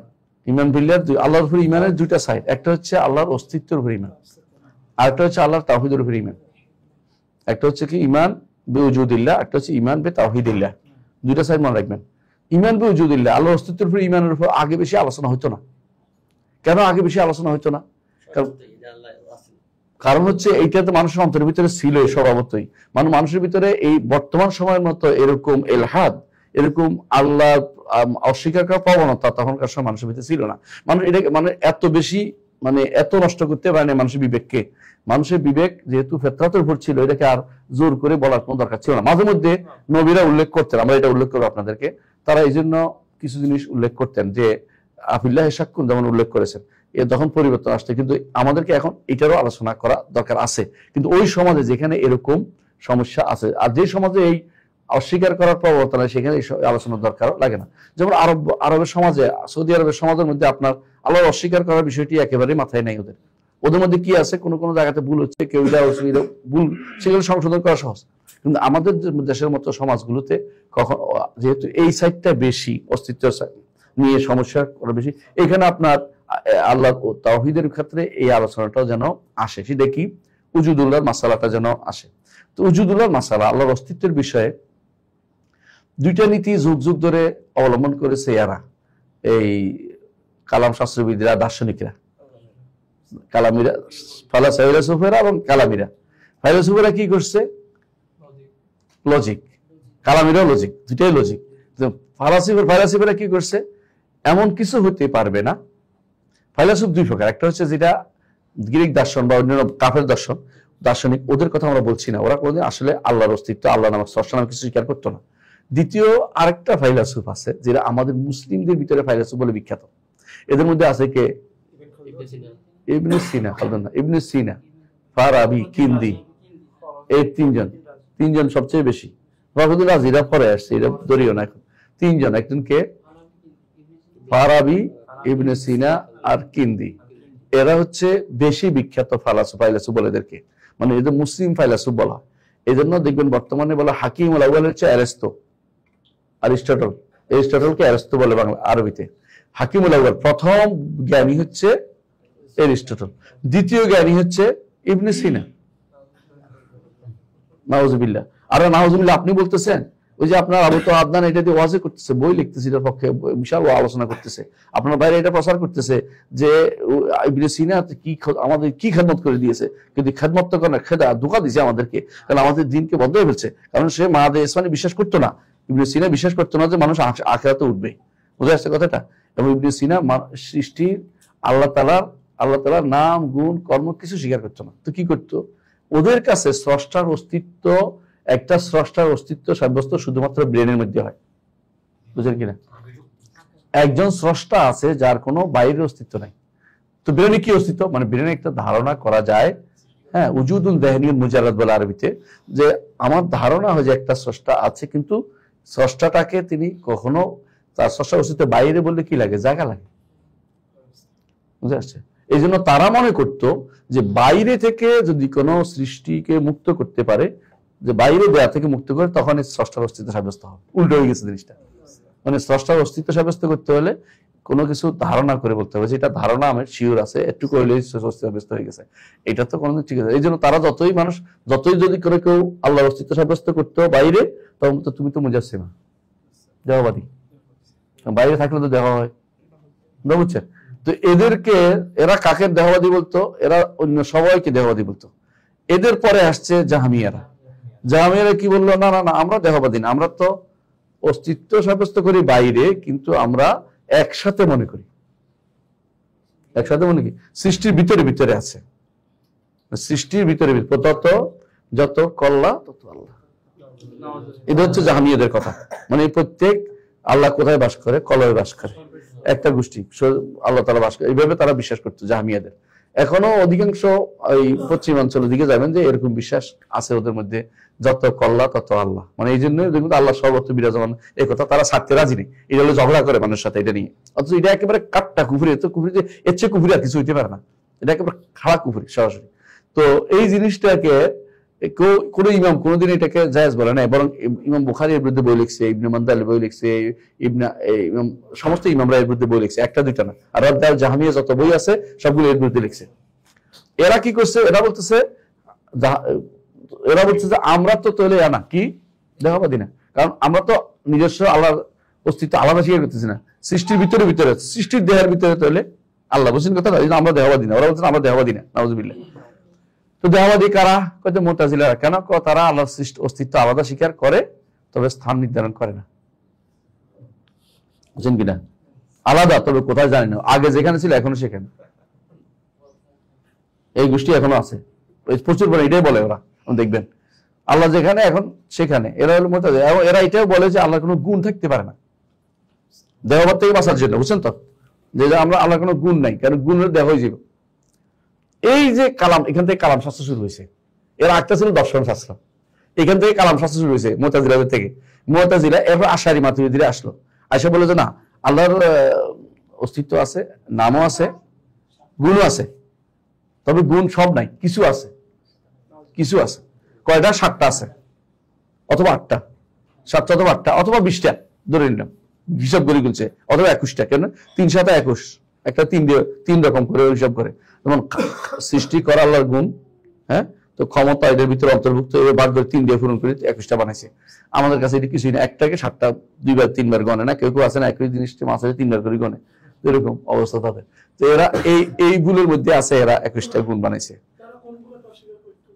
অনেকগুলো, যেমন আল্লাহ আরশের উপরটা অস্বীকার করে, আল্লাহ তাআলা দুনিয়া নেমে আসা অস্বীকার করে, হাসর মাঠে অস্বীকার করে, আল্লাহর হাত অস্বীকার করে, আল্লাহর পা অস্বীকার করে, আল্লাহ তাআলার চেহারা অস্বীকার করে, এগুলি সব অনেকগুলো আপনি বুঝতে পারবেন। আর তারা স্বীকার করে যেগুলি বানলে বাকিগুলো সব অস্বীকার করে। স্বীকার করে কি? স্বীকার করে যে যদি তারা কোরআন হাদিস দিয়ে স্বীকার করে না, কোরআন হাদিস দিয়ে স্বীকার করে না, কি দিয়ে স্বীকার করে? বিবেক দিয়ে, আকল দিয়ে। কি আকল? হচ্ছে যে আল্লাহ মানে যদি কোনো সত্তা যদি হয় তাহলে তার কি থাকবে?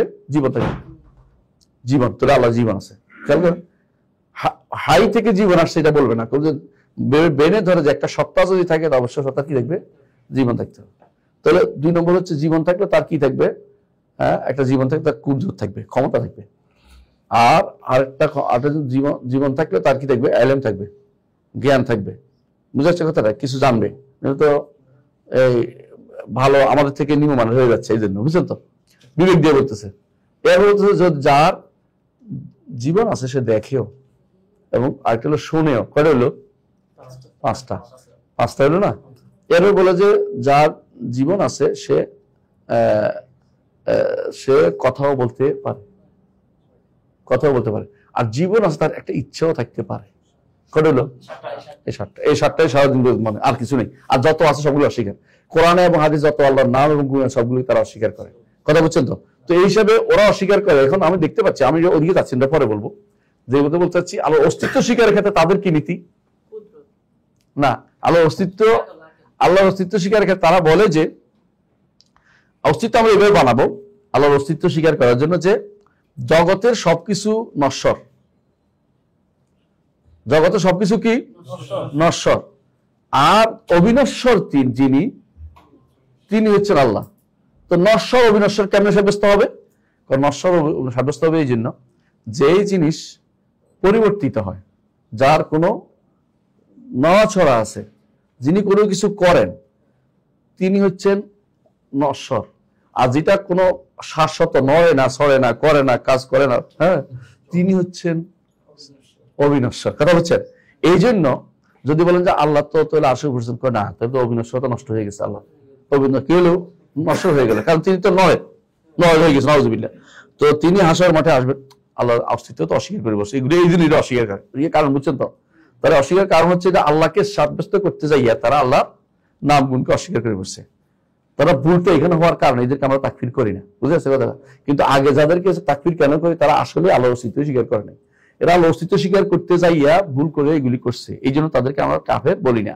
আমরা বলি যে এরা পথভ্রষ্ট হয়ে গেছে, এরা ফেরকার অন্তর্ভুক্ত হয়ে গেছে, এরা জাহান্নামে যাওয়ার জন্য এলিজিবল পারসন হয়েছে, কিন্তু এরা কাফের আমরা বলছি না। কেন? তারা ভুলের উপর আছে, তাদেরকে শুধরানোর মতো কেউ ছিল না, অথবা তাদেরকে শুধরাইতে পারে না, কেউ সব ভুলগুলি ধরে দিতে পারে নাই, এই জন্য তাদের কাফের বলছি না। কিন্তু তাদের মধ্যে কেউ কাফের যাওয়ার ইবনে সিনা তো আগে, এরা তো এইখানে ইবনে সিনারা কোথায় দার্শনিক, এরা কিন্তু এই জন্য ইবনে সিনাকে ইমাম গাজালি কাফের বলছে, আমি বলি নাই, মানে ইমাম গাজালি কাফের বলছে।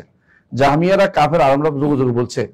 তো কেন? এরা তো আসলে ইমানদার কোনো কিছু ছিল না। ইমান গাজালি বলছে 3 কারণে কাফের মধ্যে একটা হচ্ছে সে আখিরাতে উঠবে এটা স্বীকার করতো না, এই জন্য কাফের বলছে। কিন্তু মুতাজিলাদের একটা গোষ্ঠী কিন্তু কাফের হয়েছে, কিন্তু আমরা মৌলিকভাবে কেন বলি না? কারণ সবাই এক আকীদা পোষণ করে না। আবারও বলছিলাম, একটু আগে বলছিলাম, তাই না? তাহলে দেখা যাচ্ছে আল্লাহর অস্তিত্ব স্বীকারের জন্য যে পদ্ধতি দার্শনিকরা নিচে, এটাতে আল্লাহর অস্তিত্ব স্বীকার হয় না। যে পদ্ধতি আহুল কালাম বা কালাম শাস্ত্রবিদ যারা নিজেদের যুক্তি দিয়া, হ্যাঁ, যেটাকে কি বলেন আপনারা, লজিকে দিয়ে চেষ্টা করেছে, তারা কি করেছে? যে লজিক দিয়েছে এই লজিকটা আল্লাহর অস্তিত্ব সাব্যস্তের জন্য যথেষ্ট না, বরং আল্লাহর নাম গুণ অস্বীকার করার জন্য একটা পথ আবিষ্কার করা হয়েছে। এই জন্য এরা পথভ্রষ্ট হয়ে গেছে। এই জন্য এই দুই পথের কোনো পথে আমরা যাবো না। কথা বুঝাতে পারছি? এই দুই পথটা হচ্ছে সবচেয়ে দুর্ভাগা পথ। এই দুই পথে যে যারা আল্লাহ অস্তিত্ব স্বীকার করতে গেছে কোনোদিন অস্তিত্ব স্বীকার করতে পারবে না, এরা ভুলের মধ্যে আছে। যেটা আহলুস সুন্নাত ওয়াল জামাত, সালাফিরা, ফিরকাতুন নাজিয়া, যতগুলি বলেন, যতগুলি তাওবা সূরা, এরা যেই পথে আল্লাহর অস্তিত্ব স্বীকার করে বলতে একদম সহজ কি? এক নম্বর হচ্ছে আদিল্লাহ ফিতরিয়া, ফিতরাত, মানুষের স্বাভাবিক প্রকৃতি আল্লাহর অস্তিত্ব স্বীকার করে। সে মনে করে যে সে মনের ভিতরে তার দেয়াই আছে যে আমি আসলে একজন দ্বারা সৃষ্ট হয়েছি, মনের ভিতরে অটোমেটিক এটা আসেই। এমনকি কাউকে যদি কোনো আপনি রাতে কোনোদিন জঙ্গলে ছেড়ে দিয়ে আসেন, কোনো ব্যক্তিকে ছোট কালে, বড় হলে দেখবেন যে ধীরে ধীরে তার মনে হবে আমি কোত্থেকে আসলাম, আমার তো কিছু একটা আছে, তার মধ্যে মাথার ভিতরে জাগ্রত হবেই হবে। এই জন্য এই জিনিসটা যোগে যোগে ইমামরা এই জিনিসটা বলেছেন যে এইটা ফিতরি জিনিস। আল্লাহ তাআলা কোরআনে কারীম বলেছেন যে নবীরা বলতেন ক্বালাত লাহুম রুসুলুহুম আফিল্লাহি শাক্কুন ফাতিরিস সামাওয়াতি ওয়াল আরদ, আল্লাহর উপরে কি সন্দেহ করার জিনিস? আসমান জমিনের স্রষ্টা কিভাবে হইল? তাহলে তিনি তো আসমানের সৃষ্টি তিনি করেছেন। তাহলে এক নম্বর কি? ফিতরি। রাসূলুল্লাহ সাল্লাল্লাহু আলাইহি ওয়াসাল্লাম এই জন্য বলেছেন যে প্রত্যেকটি জন্মগ্রহণকারী শিশুকে আল্লাহ তাআলা এই ফিতরত দিয়ে সৃষ্টি করেন। আবাওয়াহু ইউহাবিদানি আও ইউনাসসারানি আও ইউমাজ্জিসানি, পিতামাতাকে ইহুদি বানায়, নাসারা বানায়, মাজুসি বানায়। রাসূলুল্লাহ সাল্লাল্লাহু আলাইহি ওয়াসাল্লাম যেভাবে বলেছেন সেটাই সত্য, মানুষের অন্তরের ভিতরে এটা দেয়াই আছে। রাসূলুল্লাহ আরো বলেছেন, আল্লাহ তাআলা হাদিসে কুদসিতে বলেছেন ইন্নী খালাকতু ইবাদি হুনাফা কুল্লিহিম, আমি আমার সকল বান্দাকে হানিফ করে সৃষ্টি করেছি, অর্থাৎ ফিতরাত দিয়ে সৃষ্টি করেছি, যারা শরীয়ত মানবে। কিন্তু মানুষ ফাজতারাতুমুশ শায়াতিন, শয়তান এবং বিভিন্ন কারণে তারা পথভ্রষ্ট হয়ে যায়। বিভিন্ন কারণের মধ্যে শয়তান আছে, আর কি আছে? বন্ধু বান্ধব আছে, পিতামাতা আছে, সমাজ আছে, শিক্ষা ব্যবস্থা আছে, এগুলি মানুষদেরকে পথভ্রষ্ট করে দেয়। তারা হক পথে থাকতে পারতো যদি কোনো শয়তান বন্ধুগুলি পরিবর্তন না করতো। এমনকি নফসে আম্মারা বিসু তাকে পরিবর্তন করে দেয় অনেক সময়, এই জন্য তাকে হকের পথে থাকতে পারে না এই কারণে। তাহলে এক নম্বর কাজ কি? ফিতরি। দুই নম্বর কাজ হচ্ছে আদিল্লা আকলিয়া শারঈয়া। আদিল্লা আকলিয়া শারঈয়া অর্থাৎ শরীয়তে একটা আকলি দলিল দিছে, এটাকে নিতে হবে। শরীয়তে আকলি দলিল দিছে সূরা তুরের মধ্যে আল্লাহ তাআলা বলছেন, আমরা ওই দিনটা আলোচনা করছিলাম ওখানে, আল্লাহ তাআলা বলছেন আম খুলিকু মিন গায়রি শাইইন আম হুমুল খালিকুন আম খালাকুস সামাওয়াতি ওয়াল আরদি ওয়াল্লাহু ইউকিনুন। আম খুলিকু মিন গায়রি শাইইন আম হুমুল খালিকুন, তাদের কি কেউ কি সৃষ্টি করে নাই নাকি নিজেকে নিয়ে সৃষ্টি করেছে? আল্লাহ জিজ্ঞেস করার উল্লেখ করেছেন। আপনি দুইটার একটা চাইতে, আপনাকে কেউ সৃষ্টি করে নাই, আসলে আপনি নিজেকে নিজে সৃষ্টি করেছেন। কোনটা দেবেন? তিন নম্বরটা শুদ্ধ যে না এটাও না এটাও না, তিন নম্বরটা হচ্ছে আমাকে কেউ সৃষ্টি করেছে, আমি স্রষ্টা ব্যতীত সৃষ্টি হই নাই, নিজেকে সৃষ্টি করি নাই। তাহলে একটা কি বাকি রইল? কি? আমার একজন স্রষ্টা আছে। আল্লাহ তাআলা এটা সূরা তুরের মধ্যে বলে দিয়েছেন। এটা বলে আদিল্লা আকলিয়া ফিতরিয়া। আদিল্লা আকলিয়া ফিতরিয়া এটা প্রমাণ করে যে আল্লাহর অস্তিত্ব প্রমাণ করছে, কোন রকমের দ্বিধা করার সুযোগ নেই। এইটাই আল্লাহ তাআলা দিয়ে দিয়েছে। এই জন্য এক সাহাবী বলতেছেন, ইমরান ইবনে হুসাইন সম্ভবত, উনি বলতেছেন যে আমি রাসূলুল্লাহ সাল্লাল্লাহু আলাইহি ওয়াসাল্লাম দরবার, না জুবাইর ইবনে মুতঈম রাদিয়াল্লাহু আনহু, তিনি বলছেন আমি রাসূলুল্লাহ সাল্লাল্লাহু আলাইহি ওয়াসাল্লাম দরবারে যখন আসছি বদর যুদ্ধের পরে, তিনি আসছিলেন কি জন্য? যে বন্দী বিনিময়ের আলোচনার জন্য। তিনি তখন ঈমানদার ছিলেন না। রাসূলুল্লাহ সাল্লাল্লাহু আলাইহি ওয়াসাল্লাম তিনি মাগরিবের সালাতে তিনি এই সূরাটা পড়লেন, সূরা তুর। এই আয়াতে গেলেন আম খুলিকু মিন গায়রি শাইইন আম হুমুল খালিকুন, তারা কি কোন স্রষ্টা ব্যতীত সৃষ্টি হয়েছে নাকি তিনি নিজেকে নিজে সৃষ্টি করেছে? এটা আমার অন্তরের ভিতরে ঈমান, তখনই আমার অন্তরের ভিতরে ঈমান ঢুকে গেছে, না আমার কিছু স্রষ্টা আছে, তিনি আল্লাহ, আমি কেন অন্যের কেন ইবাদত করব? তখন তো আমার ঈমান আমার অন্তরের ভিতরে ঢুকে গেছে। তিনি বলছেন, পরে তিনি উল্লেখ করেছেন ঈমান আনার পরবর্তী তিনি বলছেন।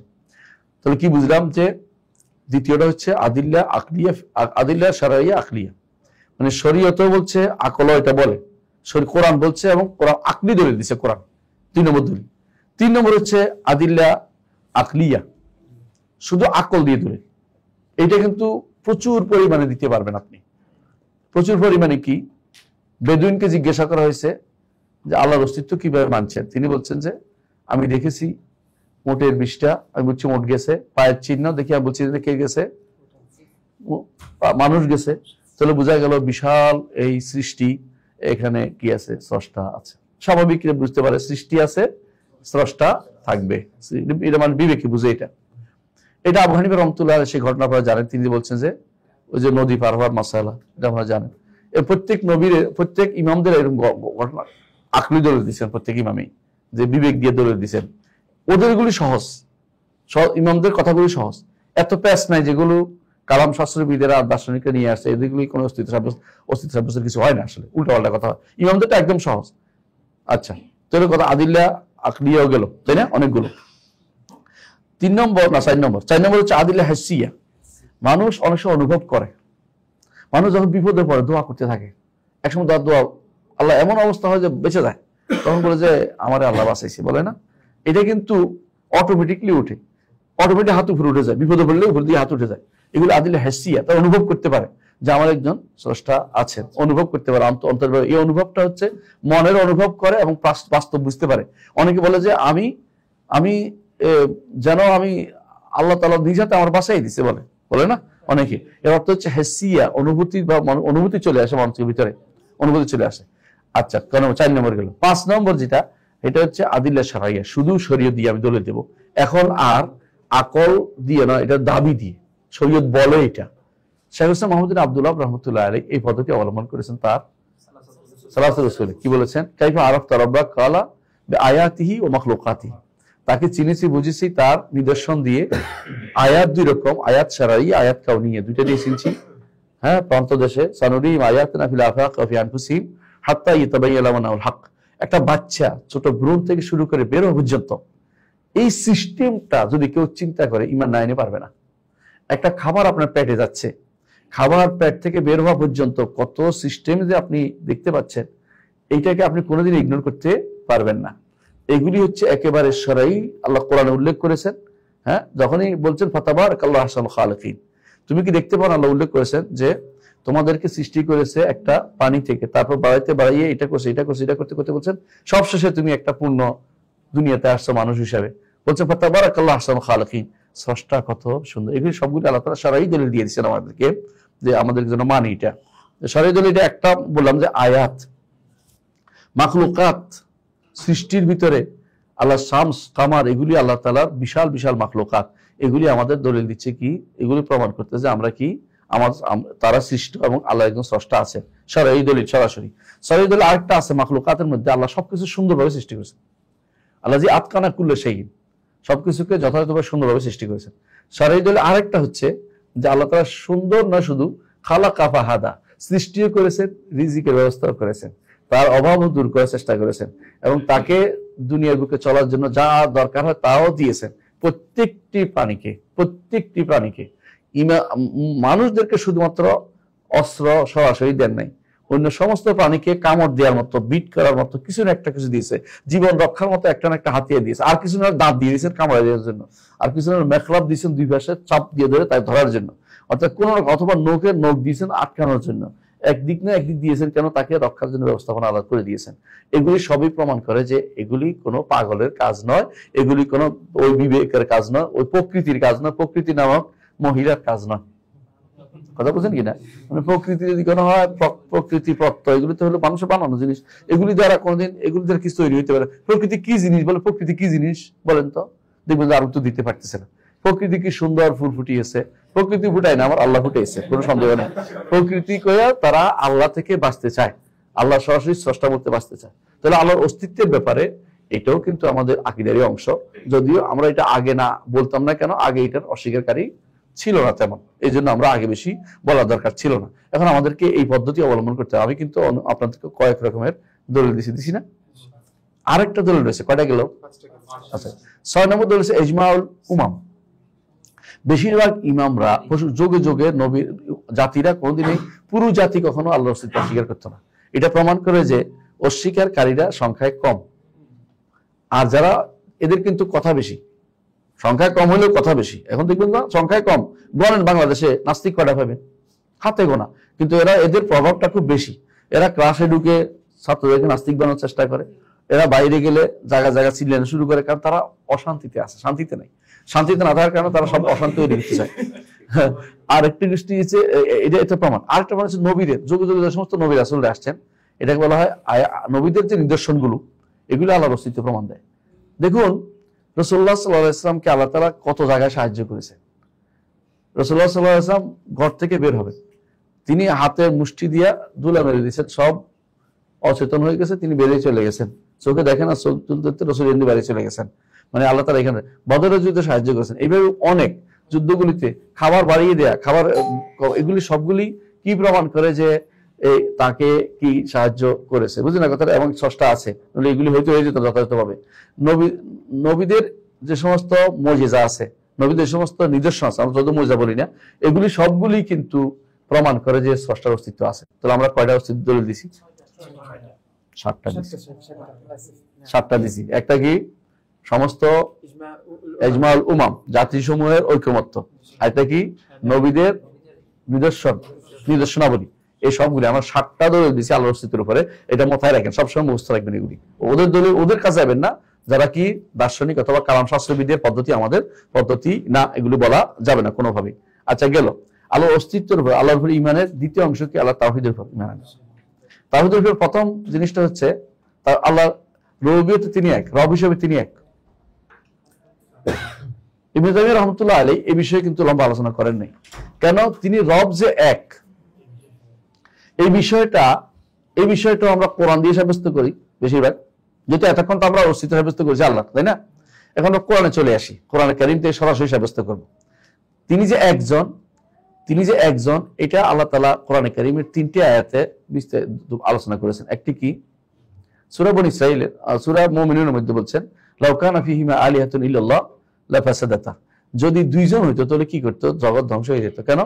একজনে বলতো আমি রাত করবো, একজন বলতো আমি দিন, একজন বলতো ধ্বংস করে দিব, একজন বলতো না ঠিক রাখি, একজন বলতো সূর্য পশ্চিম দিকে উঠে, একজন আমি পূর্ব দিকে উঠবো, একজন বলতো আমি শীতকাল করবো না আমি গ্রীষ্মকাল করে দেবো, একজন বলতো না আমি গরম দিব, একজন ঠান্ডা দিব। কারণ যদি কোনো একজনেরটা আরেকজনের শুনে, তাহলে যে যার কথা শুনে সে হচ্ছে আল্লাহ, যার কাছে শুনতেছে সে আল্লাহ না। কথা বুঝেন কিনা? আর 2জনে যদি সমান আল্লাহ তাহলে ধ্বংস হয়ে যেত। আল্লাহ উল্লেখ করেছেন, লাউ কানা ফীহিমা আলিহাতুন ইল্লাল্লাহ লাফাসাদাতা, বুঝেন কিনা? আবার আল্লাহ তাআলা কোরআনে কারীমে অন্যত্র উল্লেখ করেছেন যে কি পাইছেন না একটা কত নম্বর? আমরা আগে উল্লেখ করেছি, হ্যাঁ শান্তিনগর উল্লেখ করেছেন একটা সূরা মুমিনুনের, এটা 91 নম্বর আয়াত। আরেকটা কি? আরেকটা শেখ আল আম্বিয়া 22 নম্বর আয়াত। সেটা কি? ওটা হচ্ছে লাউ কানা ফীহিমা, এটা এর আগেরটা কি? এটার আগেরটা শেখ হচ্ছে ইসরার 42, হ্যাঁ قل لو كان معه آلهة كما يقولون إذا لابتغوا إلى ذي العرش سبيلا। তারা যে বলে যে, দেখেন এটা হচ্ছে এরকম বলছে, যদি কোনো আরো আল্লাহ থাকতো তাহলে আরশ দখল করার জন্য প্রতিযোগিতা নিব। কথা বুঝেন কিনা? আরশ হচ্ছে সর্বোচ্চ সৃষ্টি, যে অল্প স্বল্প নিব না, আমার তো আরশ দরকার, বুঝলেন কি? আল্লাহ তাআলা এটা বলছেন, তো যদি কোনো আরো আল্লাহ থাকতো তাহলে কি করতো? আরশ দখলের চিন্তায় বিপদ থাকতো। আরেকটা বলছে কোরআন কারীমে ওয়ালা আলা বাদুম আলা বাদ, অন্য আয়াতে এটা কোন সূরা? এটা সূরা মুমিনুন, যে একটার উপরে একটা যুদ্ধ লেগে যেত। আল্লাহ কোরআন কারীমে বলছেন, কোরআনে কারীমের এই 3টি আয়াত, একটা হচ্ছে সূরা মুমিনুন, একটা সূরা বনী ইসরাঈল, আর একটা হলো আম্বিয়া। এই 3টি আয়াতকে মনে রাখবেন সবসময় এই জায়গাতে, যে আল্লাহ তাওহীদের রুবুবিয়ত, যে আল্লাহ রব যে তিনি একাই, এখানে সরাসরি আল্লাহ তাআলা যুক্তি দিয়ে বলেছেন। এর বাইরে আল্লাহ নিজে বলেছেন, দাবি হিসাবে যেগুলো বলেছেন সেগুলোতে স্পষ্ট। তিনি কি বলেছেন? আল্লাহু লা ইলাহা ইল্লাহু আল হাইয়ুল কাইয়্যুম, তাই না? তিনি বলেছেন এই জাতীয় যেখানে আল্লাহ তাআলা আল্লাহ বলছেন কুল হুয়াল্লাহু আহাদ আল্লাহুস সামাদ লাম ইয়ালিদ ওয়া লাম ইউলাদ ওয়া লাম ইয়াকুল লাহু, তাহলে এগুলো সবগুলি আল্লাহর রুবুবিয়তের ব্যাপারে রব যে একজন এটা সাব্যস্ত করতেছে। আমি এরপরে আর লম্বা করবো না, কারণ এরপরে এখানে আছে। এরপরে মনে বুঝছেন কিনা? মানে এটুকু কেন আমরা বলেছি, এটুকুর মধ্যে এখন সমস্যা তৈরি হয়েছে, নইলে আমরা না বললেও চলতো। শাইখুল ইসলাম ইবনে তাইমিয়ার সময় এত বড় নাস্তিকতা ছিল না, প্রলয়ঙ্করী সমস্যা ছিল না। আর দ্বিতীয় কাজ হয়তো না, আল্লাহর রুবুবিয়তের ব্যাপারে মানুষের সন্দেহ ছিল না। এই জন্য তো এখন যেহেতু তখন কি সমস্যাটা ছিল, এখনো এই সমস্যা আছে, আর এটাও বাড়ছে, আর এগুলো বাড়ছে। তখনকার সময় আল্লাহ তাআলার ব্যাপারে, ইমানের ব্যাপারে, ইমান বিল্লাহ বলতে যে অংশটা বোঝাইতো, এটা হচ্ছে কি আল্লাহ তাআলা আসমা সিফাত নিয়ে তারা খুবই অস্বীকার করেছে, কিছু অপব্যাখ্যা করেছে, এগুলো নিয়ে তিনি আলোচনা করবেন। কিন্তু তিনি মৌলিকভাবে এরপরে বাকি আরকান ইমান আর সিত্তা, ইমানের 6টি রুকনও তিনি আলোচনা করে গেছেন, একটা একটা করে তিনি আলোচনা করে যাবেন, সামনেও করবেন। তো আল্লাহর ইমানের ব্যাপারে তিনি বিস্তারিত আলোচনা লম্বা করেছেন। এটা আমরা আলোচনা আগে শুনবো। শেষের দিকে এসে তিনি অন্য আকীদার কথাও তিনি বলেছেন, আকীদার অন্যান্য অর্থাৎ মালাইকা, কুতুব, রসুল, বাস, বাদল, ইমানুল কাদের, তাকদীর মাসালা আলোচনা করেছেন। কিন্তু আগে ইমান বিল্লাহ কথা তিনি আলোচনা করেছেন। যেখানে সমস্যা ছিল সেখানে তিনি আলোচনা বিস্তারিত করেছেন। সেই সমস্যাটা কোথায় ছিল? আসমা সিফাত, আল্লাহর নাম এবং গুণের মধ্যে সমস্যাটা বেশি ছিল তখনকার সময়। এখনো সেটা রয়ে গেছে, এখনো রয়ে গেছে। এবং এটার পক্ষে এখন ওকালতি করছে বড় বড় লোকেরা। লাভবাহিক বিড়ি একটা আছে, এটার মধ্যে পদভ্রষ্টতা ছাড়া কিছুই নেই। এর তত কিছু, এমনকি তারা আল্লাহ কোরআন কারীমকে আল্লাহর বাণী স্বীকার করতে রাজি নেই। বলে কোরআন এটা আল্লাহর বাণী না, যেটা আল্লাহর কাছে রয়েছে ওইটাই স্পষ্ট আপনি শুনতে পাবেন। এই কোরআন আল্লাহর বাণী না, আর ওই ভাষা যেটা আসছে সেটা আল্লাহর বাণী না। তো কোন ভাষায়? বলতে কোরআনের কোনো ভাষা নেই, মানে শব্দ নেই, আওয়াজ হতে পারবে না, মানে বর্ণ হতে পারবে না। বর্ণ যেটা আছে এটা তো সৃষ্ট। এরা বলতেছে আল্লাহর বাণী সৃষ্ট হয় না। ইমাম আহমদ ইবনে হাম্বল জানিয়ে যুদ্ধ করেছে, এত কিছু যুদ্ধ বানিয়ে এলো, মারামারি না, জানিয়ে জীবনের কষ্ট এত কষ্ট করেছেন, সেটাকে তারা মুহূর্তে উড়িয়ে দিল যে এটা বাদেও কি দিন আছে, মানে এটা বাদেও আকীদা হয়ে যায়, নাউজুবিল্লাহ। অথচ এটা হচ্ছে আকীদার মূল অংশ, যেখানে কোনো বিভ্রান্তি থাকতে পারবে না। কথা বলছেন কিনা? তাহলে আসলে আল্লাহর উপর ঈমান, তাহলে আল্লাহর উপর ঈমানের অংশ আমরা বুঝতে পারছি তো। মালাইকাতুর উপর ঈমান, এরপরে মালাইকাতুর উপর কিভাবে হবে? যেগুলির নাম আসছে সেগুলিকে আমরা বিস্তারিত বলবো। আর এর বাইরে লক্ষ না কোটি কোটি কোটি কোটি কোটি কোটি ফেরেশতা আছে। কারণ জাহান্নামকে হাসরের মাঠে আনার জন্যই যে সমস্ত ফেরেশতা নিয়োজিত আছে, এদের সংখ্যা কত? বলছে 70,000 লাগাম, আর এক এক লাগামে 70,000, তাহলে 4,90,000 না? 4,90,000 হয়। এতগুলি যদি কোন শুধু জাহান্নামকে হাসরের মাঠে টেনে আনার জন্য আল্লাহ তাআলা দিয়েছেন। আর জাহান্নামের হাসরের মাঠ যেটা বিশাল, এই মাঠের চারপাশে যে ফেরেশতারা আছে, এটা কত সংখ্যা কেউ জানে না। ফেরেশতারা রাসূলুল্লাহ সাল্লাল্লাহু আলাইহি ওয়াসাল্লাম যখন বাইতুল মামুরে গেলেন, তখন কি বললেন? জিবরিল যে এই 70,000 ঢুকছে এখানে সাওয়াদাদের জন্য, আর একবার এরা সুযোগ পাবে না, মানে কিয়ামত পর্যন্ত আরেকবার সুযোগ পাবে না, এত বেশি আল্লাহ। এই জন্য আল্লাহ বলছেন ওমা ইয়ালামু জুনুদা রাব্বিকা ইল্লা হু, আল্লাহর লস্কর আল্লাহ ব্যতীত কেউ জানে না। কোন সূরা? সূরা মুদ্দাসসির, তাই না? সূরা মুদ্দাসসির মানে বলছে আল্লাহর বাহিনী আল্লাহ ছাড়া কেউ জানে না। এখানে আমরা বসছি, এখানে ফেরেশতারা আছে, আমরা বিমান রাখি কেন? রাসূল বলেছেন যে যেখানে জিকিরের মজলিস হয় সেখানে ফেরেশতারা ডানা বিছিয়ে থাকে। আমাদের এটা জিকিরের মজলিসে কোনো সন্দেহ নেই, আমরা কোরআন হাদিসের কথা বলছি, আমরা কোনো বায়োলজি আর এর আলোচনা করতেছি না, তাই না? আমরা কোনো কিছু আলোচনা করতেছি না। আচ্ছা, তাহলে মালাইকাতের অর্থ জানলাম, তাই না? মালাইকাতের ব্যাপারে বিস্তারিত জানতে হলে আমাদের মালাইকাতের উপর খুতবা আছে, শুনে নেবেন। কয়েকটা খুতবা আমি দিয়েছি, আলোচনা করেছি, শুনে নেবেন ইনশাআল্লাহ। মালাইকাতের উপর খুতবা আছে, আলোচনা আছে। ওয়া কুতুবি, আল্লাহর কিতাব। কিতাব হচ্ছে আল্লাহর বাণীর লেখার জায়গা। দেখবে কিতাব হচ্ছে আল্লাহর বাণীর লেখার জায়গা, সবগুলি না। আল্লাহ যা ইচ্ছা তা লিখেছেন, আল্লাহর বাণীর কোনো শেষ নেই। আল্লাহর বাণীকেও আল্লাহ নিজে বলেছেন ওয়ালাউ আন্নামা ফিল আরদি মিন শাজারাতিন আকলামুন ওয়াল বাহরু ইয়ামুদ্দু মিন বাদি সাবআতি আবহুরিন মা নাফিদাত কালিমাতুল্লাহ, যদি ওয়ালাউ আন্নামা ফিল আরদি মিন শাজারাতিন আকলামুন, জমিনের মধ্যে যত গাছ আছে সব যে কলম হয়, আর সমুদ্রগুলি যদি কালি হয়, আল্লাহর বাণী লেখে শেষ করতে পারবে। আল্লাহর কথা অনেক বেশি। আল্লাহর কথা কেন? আল্লাহ আপনাকে যেমন অর্ডার দিচ্ছেন, ওর জন্য অর্ডার হচ্ছে, ওর জন্য অর্ডার হচ্ছে, ওর জন্য অর্ডার হচ্ছে, আবার গরুর জন্য হচ্ছে, ছাগলের জন্য হচ্ছে, হাঁসের জন্য হচ্ছে। আল্লাহ তাআলার অর্ডার তো প্রত্যেকের জন্য তিনি দিচ্ছেন, এবং একদিন না প্রতিদিন দিচ্ছেন, প্রতি মুহূর্ত দিচ্ছেন, এবং আগেও দিচ্ছেন, আগে যারা তাদের জন্য দিচ্ছেন, ভবিষ্যৎ তাদের জন্য।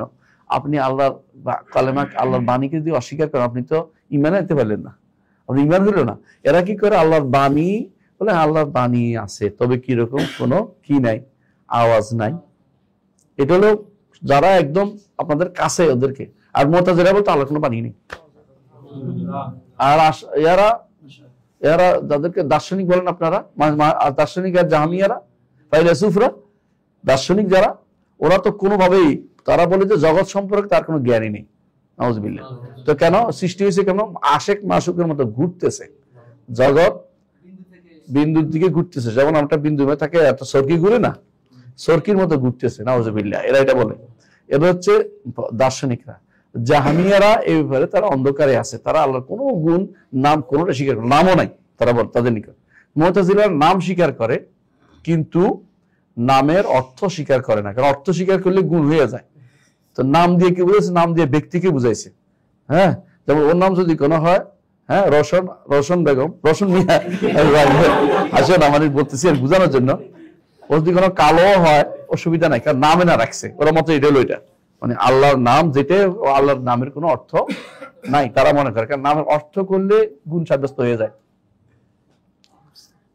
রাগ করছিস নাকি? এটা আমরা মানে বলতে গিয়ে ভুল হয়ে গেছে আর কি। কারণ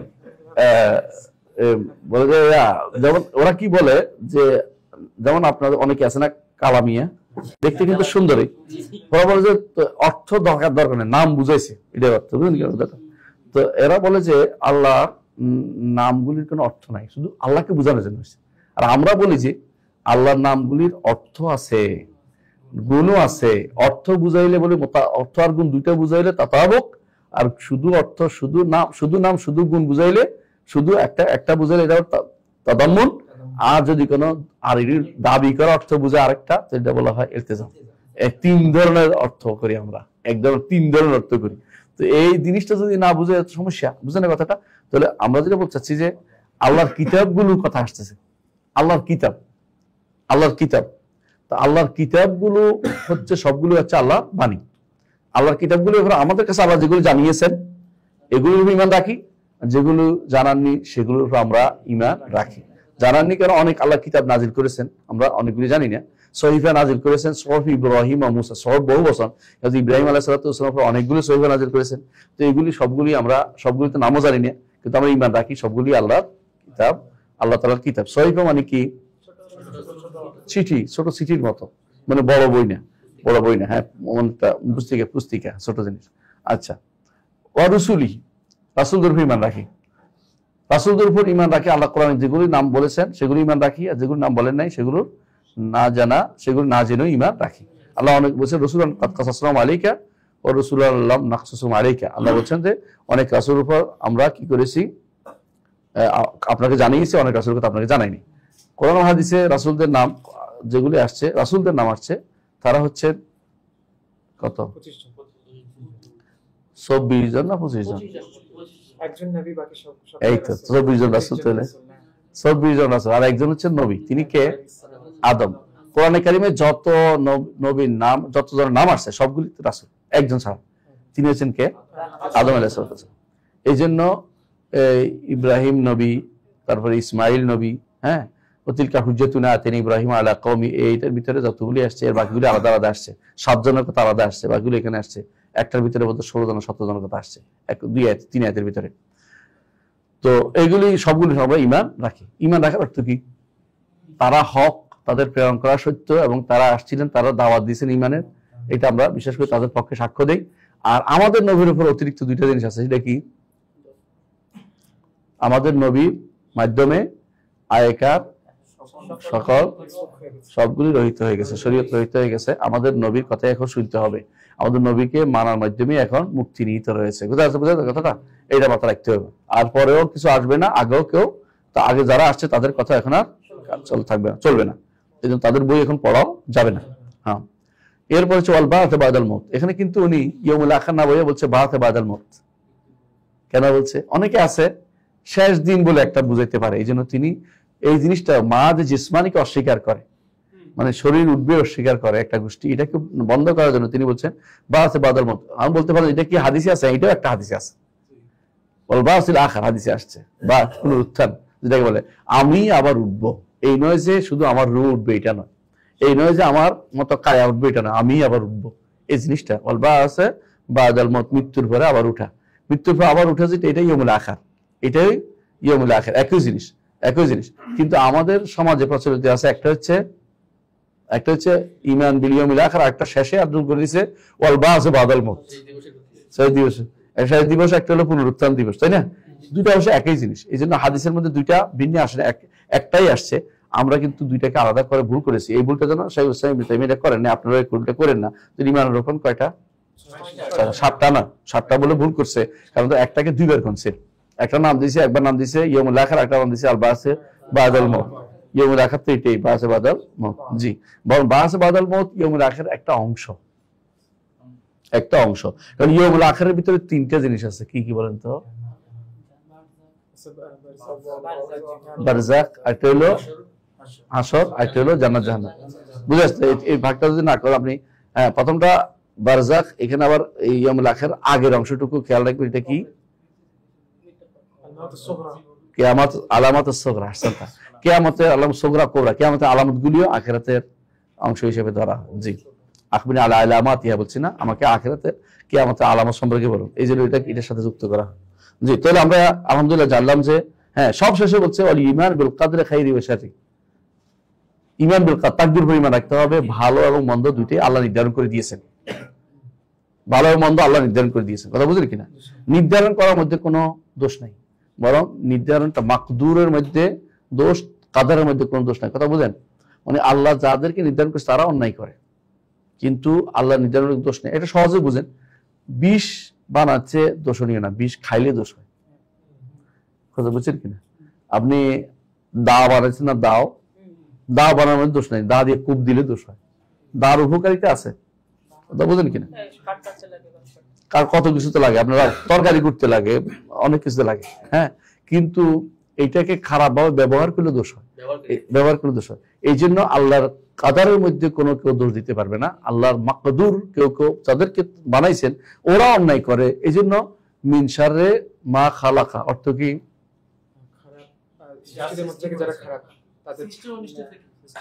সৃষ্টি, সৃষ্ট করার অনুষ্ঠান, অনিষ্ট না, সৃষ্টির, যাদেরকে সৃষ্টি করেছেন তাদের অনিষ্ট থেকে।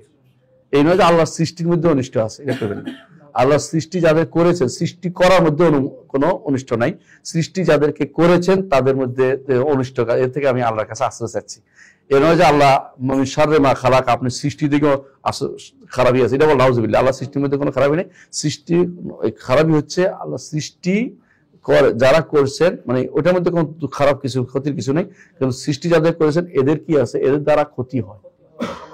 যেমন অতি বৃষ্টিতে যেমন ক্ষতি হয় না, আবার অনাবৃষ্টিতেও ক্ষতি হয়। তাহলে আল্লাহর তাকদীরের মধ্যে ভালো এবং মন্দ দুইটাই তিনি সৃষ্টি করে রাখছেন, এটা মনে রাখতে হবে। কিন্তু আল্লাহর দিকে এটার খারাপের নাবিক্ত করা যাবে না, এটা হলো নিয়ম।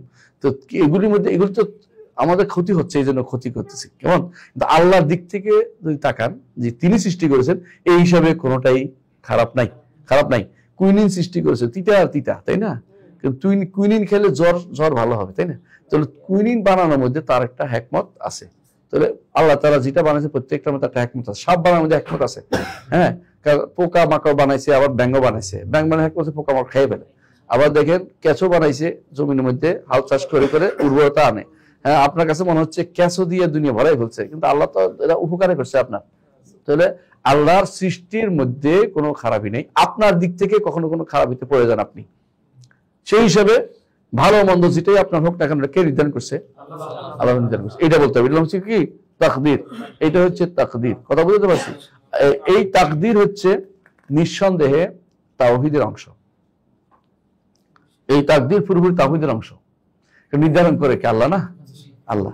কিন্তু অন্যগুলি কিন্তু সৃষ্টি, এই জন্য তাকদীরটা সৃষ্টি না, তাকদীরটা সৃষ্টি না, তাকদীরটা সৃষ্টি না। তাকদীর তিনি তার ইলম এবং কুদরত এই দুইটা দিয়ে তিনি নির্ধারণ করেছেন। মুকাদ্দারটা সৃষ্টি, আমাকে নির্ধারণ করেছেন, আমি সৃষ্ট। কিন্তু আল্লাহ তাআলা যেটা লিখেছেন আমার জন্য সেটা সৃষ্টি বলা যাবে না, কারণ তার আমল তো, তার কর্ম তো সৃষ্ট না, বুঝলেন? তার যে ফেলিয়া, তার যে সিফা ফেলিয়া বলে, যেমন তিনি আরশের উপরে উঠেছেন, সৃষ্টি না, এটা তার কাজ। যেমন তিনি আমাকে ক্ষমা করেন, এটা তার কাজ, এটা সৃষ্টি না, আলাদা হয়ে যায় না, আলাদা হয়ে যায় না, বুঝতে পারছো? তো এই জন্য তাকদীরটা আল্লাহর নির্ধারণ, যতক্ষণ থাকছে তখন ঠিক আছে। কিন্তু লহে মাহফুজ তো সৃষ্ট, লহে মাহফুজ তো সৃষ্ট, ঠিক কোরআনে কারীম সৃষ্ট না। কিন্তু এখানে যখন আমি লেখছি, কাগজটা সৃষ্ট, কালিটা সৃষ্টি, কিন্তু তার কথাটা সৃষ্টি না, কথা বলছেন কিনা?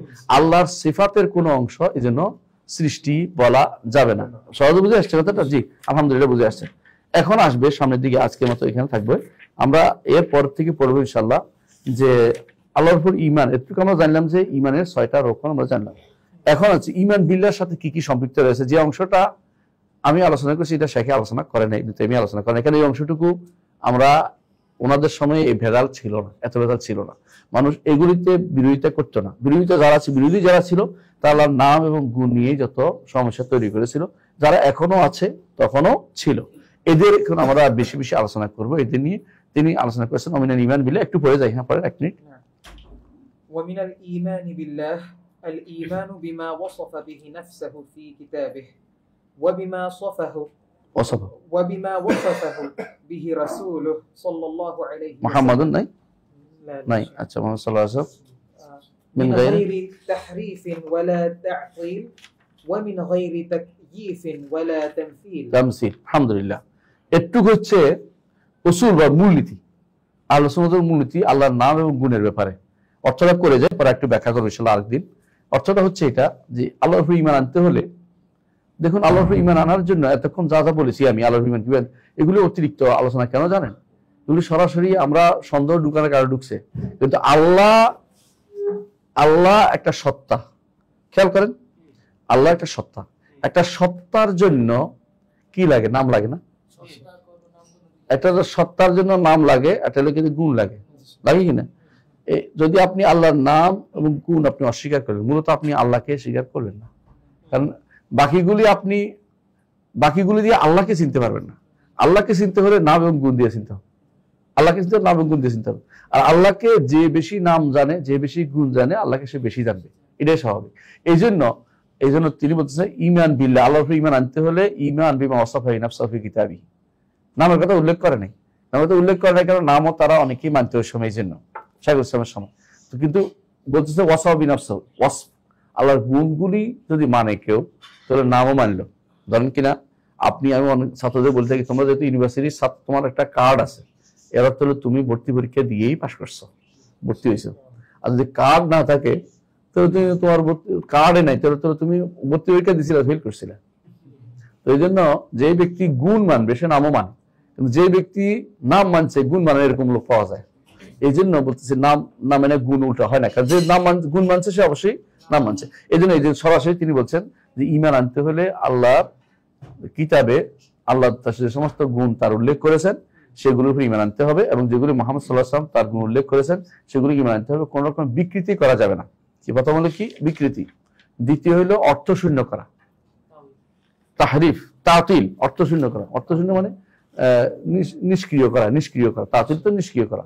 আরেকটা হচ্ছে তাকিয়িফ, ধরন নির্ধারণ করা, ওয়া তামসিল অথবা উদাহরণ পেশ করা, কোনোটাই করা যাবে না। 4টা জিনিস বাদ দিয়ে আল্লাহর নাম এবং আল্লাহর গুণ শিখিয়ে দিতে হবে। ধরেন আল্লাহ তাআলা তিনি আরশের উপর উঠেছেন, আরবি হচ্ছে ইস্তাওয়া। এটার বিকৃতি করে ইস্তাওলা দখল করেছেন, মালিক হয়েছেন, হ্যাঁ, এটা বলা যাবে না, তাহরিফ এটা। আরেকটা হলো ধরেন, আরেকটা হলো তাতিল, আর বলে যেটা অর্থই নাই। যেমন একটা গোষ্ঠী এখন কি কয়, আল্লাহ আরশের উপরে ইস্তাওয়া, আর কিছু বলেন, অর্থই নেই। তো এটাও করা যাবে না। আরেকটা হচ্ছে ওমিন গায়রি তাকয়িফিন, ধরন নির্ধারণ করা যাবে না, অর্থাৎ আল্লাহ তাআলা আমার মতো অথবা সৃষ্টির মতো উঠে, এটা বলা যাবে না। উদাহরণ পেশ করা যাবে না, আমি যেমনে উঠছি তেমনি উঠেন, এটা বলা যাবে না। এই 4টা জিনিস থেকে মাহরুম, দূরে রাখতে হবে। 4টা জিনিস বলতে কেন করা হচ্ছে জানেন? 4টা জিনিস করা হয়েছে এই জন্য যে যাতে করে কোনোভাবেই আল্লাহকে সৃষ্টির মতো, স্রষ্টাকে সৃষ্টির মতো না করা হয়, যাতে করে আল্লাহর জন্য যা আল্লাহ সাব্যস্ত করা হয়, এটাকে সংক্ষেপে বলা হয় ইসবাতুন বিলা তাওতিল, ইসবাতুন বিলা তামসিল ওয়া তানজিহুন বিলা তাওতিল। আল্লাহকে পবিত্র ঘোষণা করছি, কিন্তু আমি পবিত্র ঘোষণা করতে করতে অস্বীকার করে বসিনি, আবার পবিত্র করতে করতে যেন আবার গুণটাই অস্বীকার করে বসছে। কথা বুঝেন কিনা? অনেক সময় মানুষের কাপড় ধুতে কাপড় ছিঁড়ে ফেলে, এরকম যেন না হয়, সাবধানে। মানে আপনি তাকে এই দোষ ত্রুটি মুক্ত বলছেন, ঠিক আছে, করতে দোষ মুক্ত করতে আবার অস্বীকার করে বসেন না, যেটা আল্লাহ সাব্যস্ত এটা অস্বীকার করেন না। আরেকটা হচ্ছে সাব্যস্ত করতে একেবারে আরেকটা বানাই ফেলেন না।